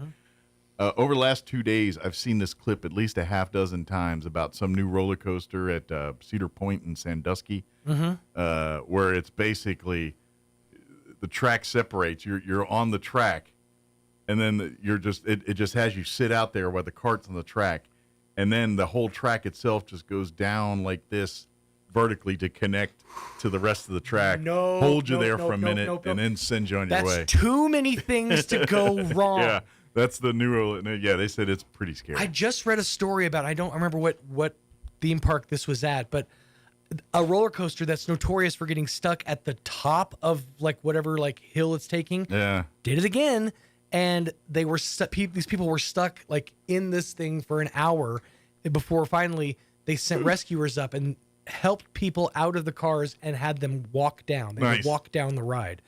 There's too many things that can go wrong on those things for me to ever be like, okay, here's my money. Yeah, I was never big. I rode a few. I was never big, because my heights issue. That was part of my. Yeah. Let me get on this big wooden roller coaster and go screaming down this hill at 100 miles an hour. Yeah, that sounds delightful. Here's one of those life twists that really makes you go, huh. My daughter, who is averse to most things, she was once told that all she was going to feel was some pressure, and she lost it. That being said, that child loves thrill rides. Nice. Roller coasters, Ferris wheel. I went on the Ferris wheel with her, and she was making fun of me. I would hardly call the merry-go-round a thrill ride. Ferris wheel. That is a thrill ride. You know how high up I am, right? It's high, but I don't know if I call it a thrill ride. I mean, the only thrill is when it gets stuck. Then the thrills start. No. It's when you get stuck, but also when every single person has to be let on or off, and you're stuck in hanging up here. That's called extra view. And you got those friends that are like, yeah, that's where I get nervous. I ain't gonna lie, I get a little weak-kneed when I'm up there too. But you'll never traffic. You'll never catch me on a Ferris wheel acting that way. 'Cause I'm like, no, I'm too cool for that. Yeah. Although that one in London.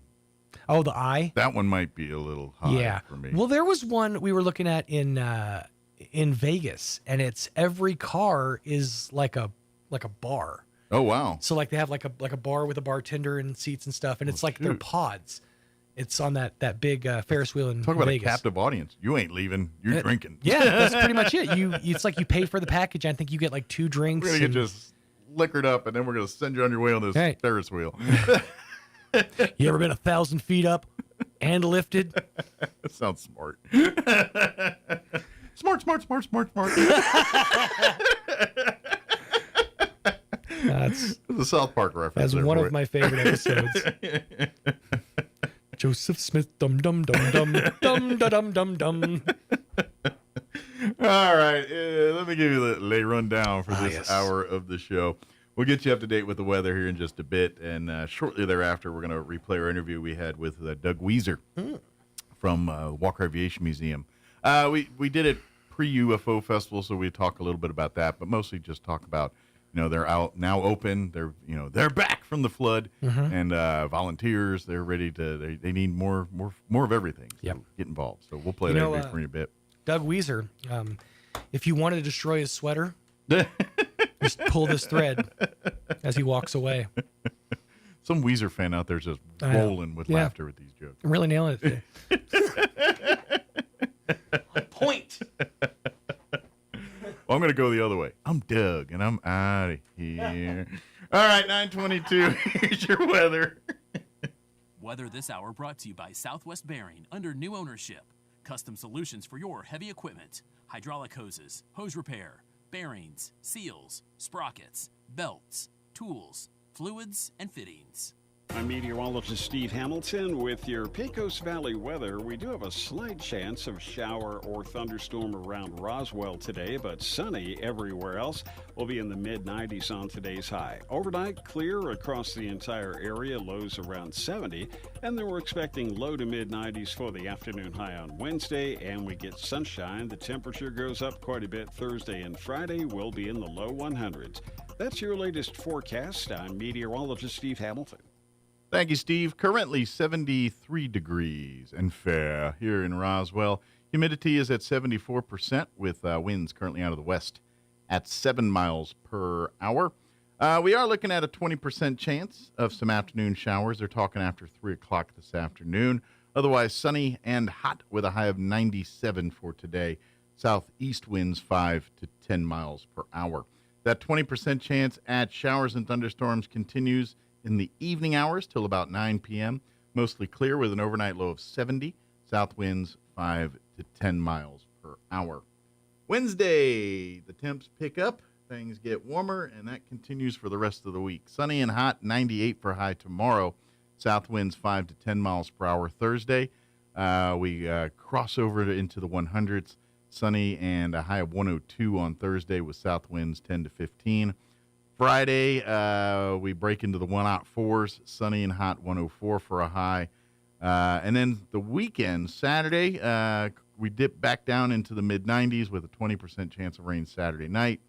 20% Saturday, 30% Saturday night. Sunday, a 20% chance of rain with a high of 94, and 20% Monday with a high of 92. All right, it is closing in on 9:25. We're going to take a 2.5-minute break, then we're going to play our interview we had with Doug Weiser from the Walker Aviation Museum. Don't go away. You're listening to Mornings with Mike Winters. Some wounds need expert care to heal properly. At Artesia General Hospital's Wound Care and Hyperbaric Medicine Center, we use advanced treatments like hyperbaric oxygen therapy to help chronic wounds heal faster. If you or a loved one has a wound that won't heal, call 575-736-8235 today and take the first step toward recovery.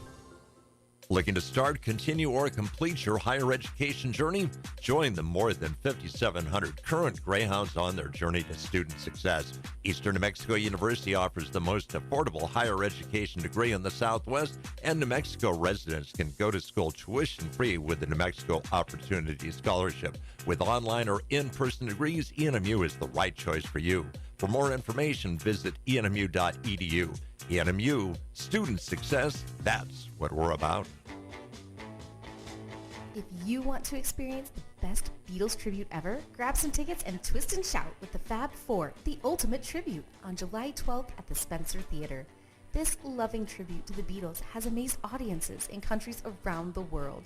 Get your tickets today at spencertheater.com or by calling the box office at 575-336-4800. We'll see you at the Spencer. Did you know almost 75% of the time we're replacing a roof, something totally weird or unexpected or bizarre happens? Jennifer here again from Trustmark Roofing, and I want you to know that we are always prepared for the unexpected. That's why we always have project superintendent on site at your home at all times to handle those weird, bizarre things as they pop up. Things like an unexpected layer of wood shake shingles under your shingles or rotted out decking boards, problems with flashing or ridges, or missing supplies that somebody needs to chase down. These are the kinds of problems that normally grind the crews from other roofing companies to a halt and delay the project.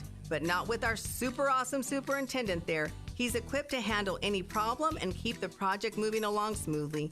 Just one more way we do things better at Trustmark Roofing. If you have any roofing needs, call us at 575-755-ROOF or find us online at trustmarkroofpros.com. Trustmark Roofing, we put people first. Here's a Mornings with Mike Winters fun fact. The U.S. Treasury once considered producing donut-shaped coins. They instead decided to go with coin-shaped donuts. Here's Mike Winters. Studio this morning. I guess president of the board, right? President of the board. You're the head dude in charge of the board here at the Walker Aviation Museum. Doug Weiser is back in studio with us this morning. Morning, Doug. Good morning. How are you? Good. Appreciate the rework here. That was my fault. I did dumb things. Oh, no problem. Got to be flexible these days. But, of course, good news, bad news is the museum was open, and then they did some more renovations and had to shut you down again. But we think everything will be good to maybe open up during UFO Festival this Correct. week. And we're hoping. Keep our Cross fingers. Do your maintenance dance. I know they have rain dances. We don't need those, but a maintenance dance would be handy right now. Yeah, a feather duster. We got to get in there and get everything dusted. But somebody was working on that the other day, and hopefully we're good to go for, if not today, tomorrow. Good. We're trying to get the final word from Bobby, who does a wonderful job out there on the airport. And she's going to give us a word. She'll give me the green flag to go and do this. Yeah, there, the thumbs up. So, and I would hope, and this is because with the UFO Festival in town this weekend, obviously we're getting a huge influx of folks coming to visit. But if we the locals, we do our things and do all this. But if you've got friends and family coming into town, yes, take them to the UFO Museum and all the fun there. But half the other side of it is all down at the Walker Aviation Museum, and so they can see the military, see where this big museum is. This was the base back in 1947, and you can see, you could kind of see some of that history too. It is, and I was thinking about this, and I think about this all the time, that if it wasn't for the Roswell Air Base and Walker in 1948, it was changed to Walker Airfield. Yes, but when the Air Force became the Air Force instead of part of the Army. I mean, it's 80 acres out there because of what we had, and spawned, UFO spawned. That's why we got the air races. Absolutely, is all the space that we have out there. Beautiful, wild blue yonder, as they call it. And it's the airport itself is unique in that, like some of those runways out there. Like I don't know all the details, but I know there's a certain. They're huge runways. First off, some of the largest. They accommodated B-52s. Yeah, they're some of the largest in the country that we're sitting right here in.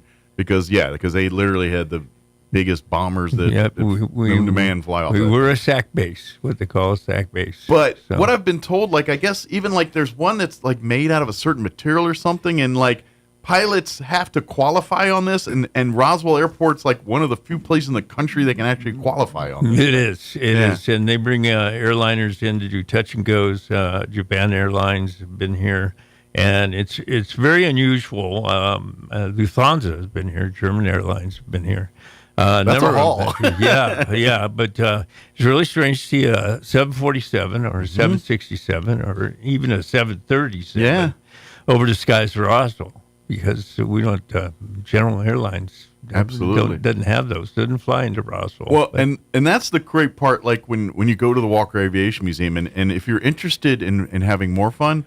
They're always looking for more docents, but a lot of the stories you hear is families that grew up on the base during that time or lived nearby, and they'll tell the stories about some of them B-29s and some of those that they're rattling pictures and everything on the walls and everything else constantly. Yes. It's unusual. We had a gentleman, we were out there reopening, we had a gentleman that popped in from Florida. He's waiting for a flight, and they had a reunion up in Ruidoso, and they're flying out of Roswell. But he had been stationed at one of the missile silos here in Roswell. Which their main headquarters was at Roswell Army Airfield, probably Walker at that point. And he showed we have a simulator of one of the launch controls of the missiles. Mm-hmm. And he said, I used to sit right there. Wow. And we had a picture, and he went through the whole thing and told us where the officer sat and That's with the key and different things like that. And it was. And here's the thing that I give props to. I mean, it's all cool and really cool what those guys did and those, but the people that were involved in that program here in Roswell, that's the first generation. That's the early intercontinental, and those first ones weren't even like fuel cells. They were having construction and fire and all. Those were not the safest. No, of nukes. We lost 8 courageous individuals building those and testing those, and it was definitely the birth of the Cold War. Once they started getting into the Titans and the Minutemen and all of those, then they got a little better. But those first generation ICBMs were not the most stable, the most. There was a lot of risk involved in those. No, they're very, very dangerous. But that's also part of the museum's history and everything, and that's why and by the way, for folks that don't know, during World War II, Roswell Army Airfield at that time was one of the main training headquarters for bomb crews. If you flew a B-17, part of a B-17 crew in Europe or even in the Pacific, odds are you spent time in Roswell, New Mexico training for that job. 12,000 individuals did that. Yeah. during the course of the war. That's a lot of people. It's a lot of pilots. There's a lot of aviators that came through here. That's, and here's the part that, and this is where you get to thinking is there was heavy casualties in those bomber crews. A lot of those guys did not come back. They come here, but they were, it's, and I think we've talked about this before, but in Tucson they have a tight missile thing, and they also have the boneyard there. Yes. Well, in the boneyard, they've got one hangar that's dedicated to the B-17. They got a real nice B-17 in there, but they've got these big walls, around it, and the walls are filled with these. They're not even 8x10; they're 5x7 photos, and every one of them are bomb crews, and it's floor to ceiling, 2-3 stories up of pictures, and and a large percentage of those guys did not come home. It put it into perspective for me. When I saw those photos, I'm like, wow, that's a lot of people we lost. Phenomenal. It really was. But Roswell was in the heart of that history right there. It is the B-17. Yeah, and so that's why we, and obviously for the UFO side of things, when all of the things came out and they're the generals, guess where they're all coming from? Walker. That was where they're stationed.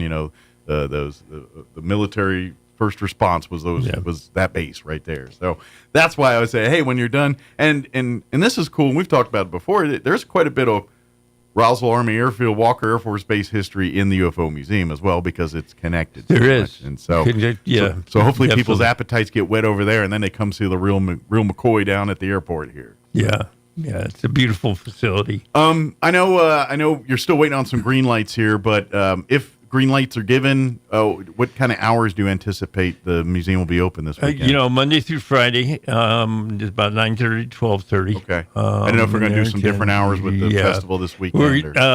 We're working on some different hours. Okay. Depending upon the construction, the remodel, and different things like that. They're trying to spruce up the airport. Okay. I know I was out there. They put new carpet down on ours. Yeah, they're still recovering the flood damage they are. stuff. Yeah, that's what's going on out there. And they're working as fast as they can. Yeah. And I imagine the big thing is they're probably trying to get ready for September too. They are. Yeah. I mean, this is a big weekend, but for out at the airport, September is going to be a lot bigger. Yeah. And that whole area is going to be a lot bigger. So it's going to be. There's still a lot of work to do. There is. Let's be real about that. Oh yeah, absolutely. Yeah, it is some, but we're going to be ready, and we're gonna be for that. Yeah. But this is kind of the cool part of it, and this is and here's another thing too is now that we're getting these air races, the museum is going to be growing too, just by default, because there's going to be a lot more eyeballs, footprint, and what the Reno air races are about. Mm-hmm. There's a lot of common ground with Walker Aviation Museum, with the veterans, with the planes. I mean, there's just so much synergy there that if you want to get more involved, we need the volunteers. If you want to be docents or to help out with some of the clerical or archival stuff, or serving on the board in an administrative role, all of the above are needed for the Walker Aviation Museum and all this. So, yeah, it's kind of it's a good time because we're about to get busy, and if you love people, or you love obviously military history, airplanes, and that kind of thing, STEM, that's the other part we were now talking a lot about this morning is the museum is a preserver of history. It is also trying to see to our future and giving young people opportunities to see what's available in the aviation industry and STEM career fields. You could, if you play your cards right, you could get halfway to becoming a pilot just by hanging out at the museum. You can, if you do the right things. There's different things out there, and so there is. That's also part of it too. So if you love that aspect of things, the museum would probably love to hear from you to be part of it. Yeah. We would. I mean, give a call. 575-420-3789. Yeah, that's Robert Sherman's cell. He's the one that sort of drives all this, along with Bob Donnell.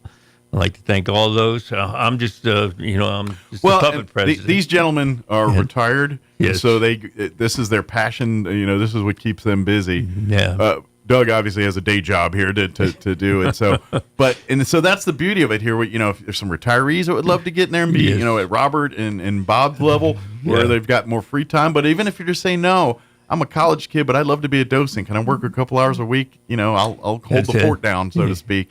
That would be amazing too. There's a great legacy there. Yes. There's, a lot of things that we try and push students, young people to careers in aviation, from anywhere from flight nurse to pilot to navigator. Oh my gosh, there's just 1,001. We've all seen what's happened in the post-COVID world to the airline industry. Yes. The big reason for all of that is lack of qualified people. Correct. They don't have enough. When the airline shut down and everything else, and people couldn't travel and all that, a lot of their experience were on the cusp that were maybe had a few years left. They went ahead and retired. And so there was when we came back, they didn't have enough pilots, and so people with lesser training are probably getting up into places maybe that they weren't quite ready for, and that's just pilots. It also the same thing in the air traffic control industry, the mechanic industry, every single aspect, probably even in the customer service side too, the ticket people and all that. It's across the board. So they're still recovering from that, and to be honest, if you're getting into mechanics or the flight side of it, like if you want to get your A&P license and become a mechanic, or if you want to become a pilot or an air traffic controller, you can write your own ticket. You can go anywhere in the country and find a job very easily. Yeah, it's booming. And make a very good living doing it. Yes, definitely. Yeah. So again, the museum helps with that. So if that's your thing, want to volunteer that way, or if you're listening and saying, can I get in on this similar? Yes, you can. We kind of, it's kind of, you get like a license. Like they'll put you on it and check you out on it and test you and get you. And then once they feel that you're comfortable enough to handle this, you'll kind of get like a little license. And then when the museum's open, you can flash your license and go simulate it up as long as it's not busy at the time. Yeah, definitely. Definitely. So those are opportunities there, all part of the museum. I always tell people, if you want to learn more, go check out the website, wafbmuseum.org. That stands for Walker Air Force Base Museum. There, if you want, you can read all the STEM stuff we're talking about. Like if with the museum being open and closed and this because of the flooding stuff, all the videos and all of the STEM and those educational things are available through links on the website. Correct. So you don't miss that part. The part you do miss is you get to see the models and all the cool stuff. Oh, you get to see everything. Yeah. But that part is still very much active there. So even if you're saying, hey, maybe you're a family and you're saying, I gotta sit down with my kid and maybe give him some direction. Yes. Give her some direction. Go to that website and point out, and then it's not all airline based. It's STEM. There's oil field jobs. There's stuff that pretty much anything STEM related in our region. There's a link to information about. There's information, and there's 1,001, and there's 1,000,001 positions out there. And then for you history buffs, there's a bunch. Like if you want to see videos of bombers and some of the great I know links to like one that Gary Sinise did. I think about was it the Enola Gay or Memphis Belle or one of the, I don't remember which, one of the more famous bombers that did some stuff. And then and stuff equally like that too. And so like if you want to learn more about of course the actual B-29s that dropped the nukes, there's great videos on that. Those by the way, those planes were never officially assigned to Roswell, but both planes have sat on tarmac, sat on the Roswell Army Airfield. They have. They weren't assigned to it, but they were here. Matter of fact, because I'm involved with the Historical Society, and we had a heritage dinner about 8-10 years ago.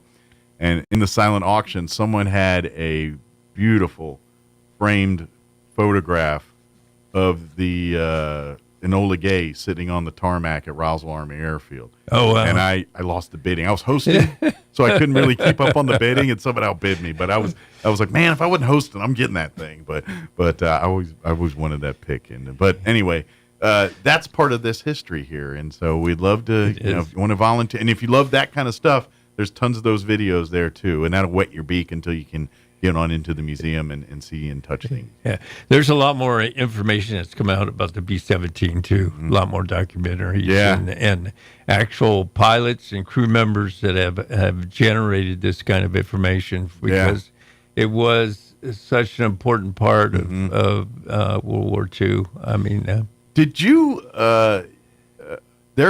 you've heard of the Band of Brothers series? Yes. There's a Band of Brothers one. There's a one they did on the Pacific. Well, it's only available on Apple Plus to my knowledge right now. But about a year ago, they put another one in called Masters of the Air. And it focuses on the bomber crews over Europe. And I'm telling you, some of the combat scenes in that series are probably the most what I think was like living in one of those B-17s during one of these bombing missions. Like when they're showing, because it's unpressurized cabins, and there's a scene where the tail gunner, he's sitting in the tail waiting, and killing idle time, he pulls his gloves off to make some notations or something on a thing, and right at that moment, German planes start rolling in, and instinctually he drops his pen and grabs his gun.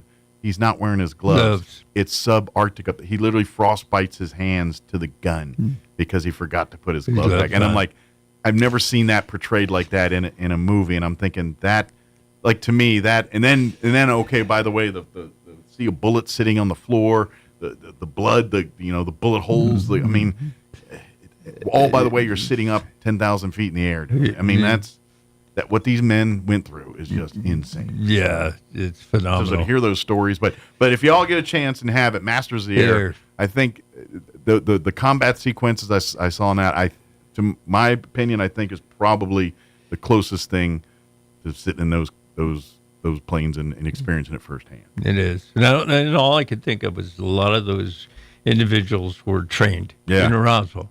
Yeah, and it's like it's just amazing. And they're all kids. All probably 18-year-old kids. Yeah. The officers were 20. So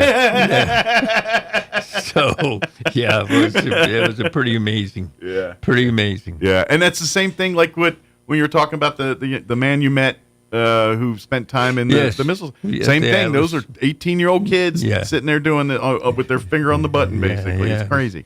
1961. That's what he said. I was sitting there. I can't remember what he said. He was 19. Yeah, and I'm going, wow, that is just amazing, because during that time we had the Cuban Missile Crisis, which could have torched that was the world in itself. 14 days of we've ever gotten close to nuclear fallout. That was it. You know, what we were at, DEFCON 4 or something like that. I don't know what we were, but it's just when him talking about it, and he kept on saying I was so young. I was wow, it's pretty amazing. It's one thing when you're in our age graphic or age group that to have those thoughts, but when you're 18 and having those thoughts, because you haven't done anything yet, I mean, you think but you hadn't, but that's he just sort of fawned over the the whole control console, the launch console, and wow, this is something he was. But the training does kick in those moments, like when really does. When the stuff hits the fan. That's why the military does it. Military, for all the knocks or whatever you want to say, when it comes to getting people to do a thing, they're very good at it. Yeah, they are very well trained. Very well trained. They're very good at that thing. But again, this is why the museum's important. This is why we here. And it also too. Speaking of the silos, while you're out there and you haven't seen the dedication plaque that's right in the front of the airport there that they put up, about 6 months ago, maybe? I don't think it's been that long. Well, it was in February. Okay, so February 4 months. about that. Yeah, 4 or 5 months ago.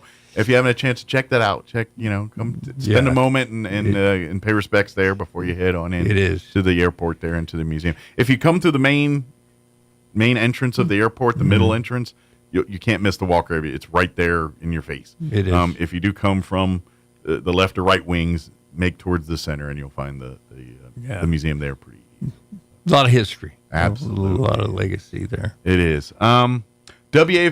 AFBmuseum.org, too. If you'd like to make donations, everything, I believe there's the link there as well. Yes. You can do that. And again, because of the unavailability of it being open for the last 6-8 months, a a lot of donations. People come in. It's free to come to the museum, but people leave $10-$20 just they do to do it. And that has not been happening for the last 6-8 months. No, we haven't had the doors open. So if you can donate online, if you've got ability and you're looking for a place that money can get put to some good around here, that's a great way to do that. Support the museum, support the history, support that, and if you're interested in being a volunteer, I cannot tell you, it's a really rewarding experience. I hear more and more people talk about, especially this time of year in the summer when people are coming in to visit, and a lot of times it's family members, maybe their granddaughters or grandsons of someone that served here, or a dad, mom and dad was a server here and they were a kid here,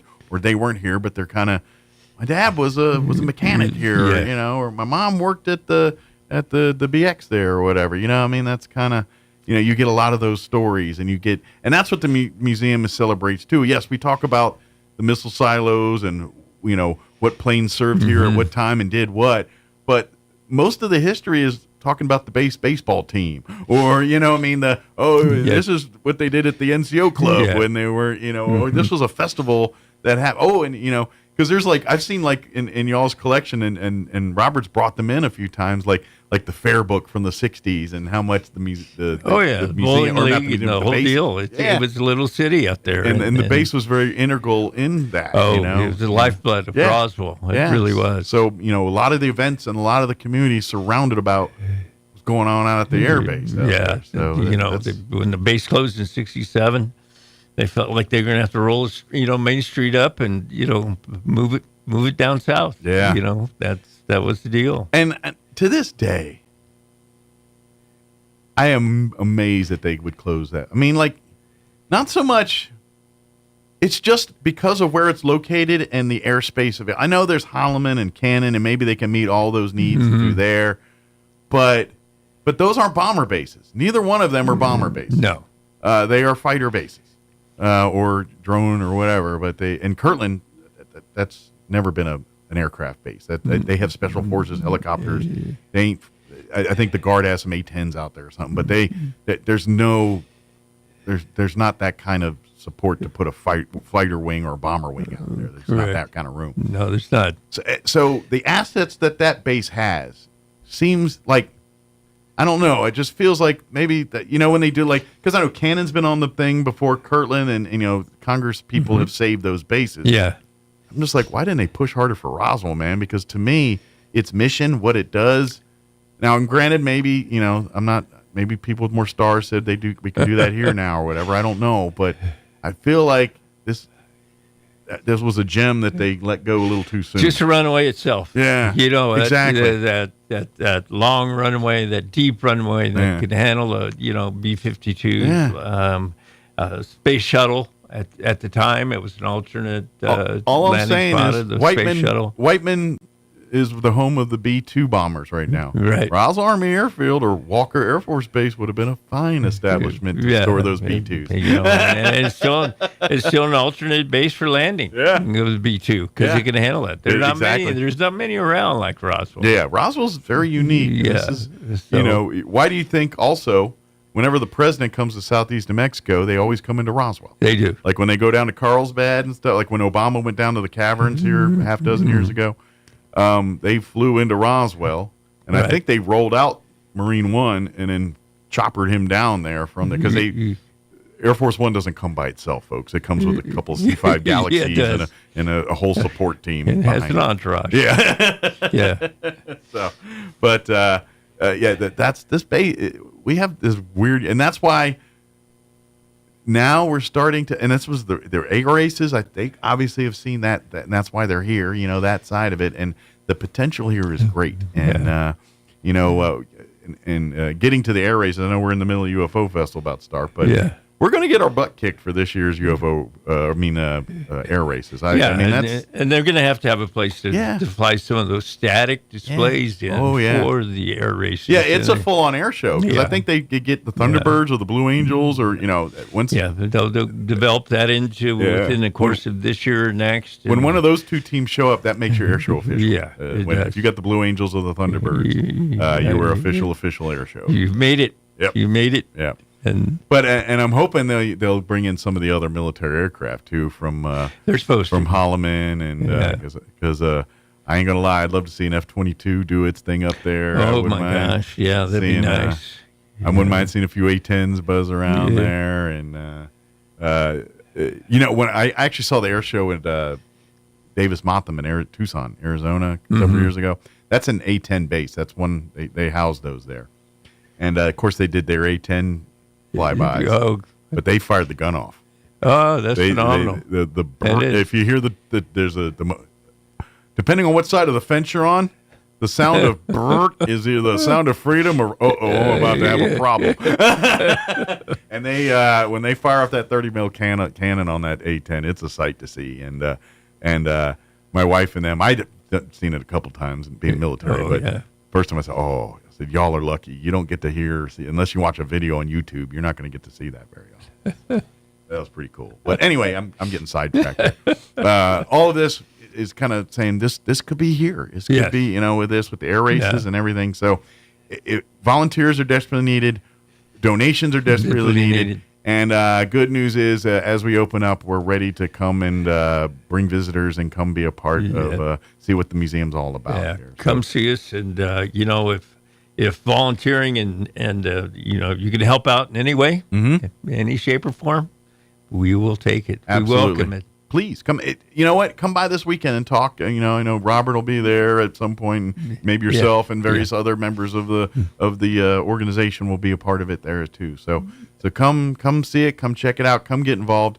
WAFBmuseum.org is the website. You can also follow the Walker Air Force Base on Facebook as well too. And I know Juliana puts a lot of cool pictures and stuff up there. She does. She does a wonderful job as well. So does Stephen Miller. I mean, there's a bunch. And like a lot of times they'll get, not so much lately, obviously, because of the flooding and stuff, but during the year they'll get like school kids coming in, like the Navy will be coming into town to do some kind of training, and they'll partner with the museum to bring some school kids down, and they'll let them climb all over the Navy refuelers and stuff. There's stuff like that happens all the time. Yeah. So there's a lot of cool stuff like that. Doug, is there anything we missed? Anything we wanted to cover? No, speaking of school programs and different things like that, we'll be out a little bit later on this month to sort of recruit a number of people from the different school, RISD and of course Gateway and different things like that to come out and visit us at the museum to encourage young people. This is what is happening in aviation. Absolutely. And by the way, since now we're starting to open again, imagine if you're a youth group, church group, or sports team, civic group, whatever, but if you got a group with youth, reach out to the museum. We can do specialized little programs or tours for those groups, depending on group size and things, where they get to experience the simulators, see the STEM side, but also get to see the military history side of it, too. So. Yes. Definitely. They love doing those kind of things. So, and now that we're starting to become a normal museum again, now that post-flooding, we can start doing those things again. So we can. Reach out to the website or the Facebook if you want more information there on that too. So good deal. Well, thanks, Doug. I appreciate everything. And if you do me a favor, if you get some set hours for this week, shoot me a text or whatever. I will. And that way I'll let people know on the radio, say, hey, they're going to be open these hours. I'm not doing a show Friday, but I will tomorrow. So. Okay. We appreciate that. We appreciate all you do. Anything else I can do to help, and appreciate what you guys do, and bigger and better and more. Hopefully, as the months progress here, we got bigger and better things to talk about that are on the horizon. Oh yeah, we should be. So, good deal. We should be. Thank you as always. Thank you. Now for your Pecos Valley news update, I'm Jared Sorello. The cause of death for a missing man found near an apartment complex in Carlsbad back in February has been ruled a suicide. Police now say they do not suspect foul play in the death of Jaden Kennedy. Carlsbad police reminded folks to check in on their family members and friends, ask about their mental health, and seek professional help. The National Suicide and Crisis Hotline is 988 and is available 24/7. Chavez County Commissioner for District 5, Michael Perry, has announced he will not seek another term on the commission. Instead, Perry announced Monday he's launching a bid for New Mexico Public Lands Commissioner. Perry's current term will end at the end of next year. And moving to Hobbs now, where police have arrested a man in connection to a deadly shooting last week. 44-year-old Leroy Smith is being held for the killing of Cruz Aguirre. Police said Smith got into a fight with a woman when Aguirre attempted to break it up. Smith is accused of shooting Aguirre and then fleeing the scene. He was arrested the next day. You're up to date. I'm Jared Sorello. With the Wall Street Business Report, I'm Bob Agnew. President Trump is wrapping up his tariffs fight with many nations, and as Greg Cluxton reports, that includes with some key allies. The Trump administration has released letters informing Japan and South Korea that their goods will be taxed at 25% starting on August 1st. In the letters, the president warned that the U.S. will tack on another 25% if they retaliate. He also announced new tariffs on a dozen other countries with the promise of more to come. Greg Clugston, Washington. Some good news for business travelers. For the first time in almost 20 years, travelers may no longer have to take off their shoes during security screenings at certain U.S. airports. Media reports say the new policy is set to kick in at certain airports starting on Sunday. Stocks opened mixed on Wall Street, investors shaking off fears about tariffs. For the Wall Street Business Report, I'm Bob Agnew.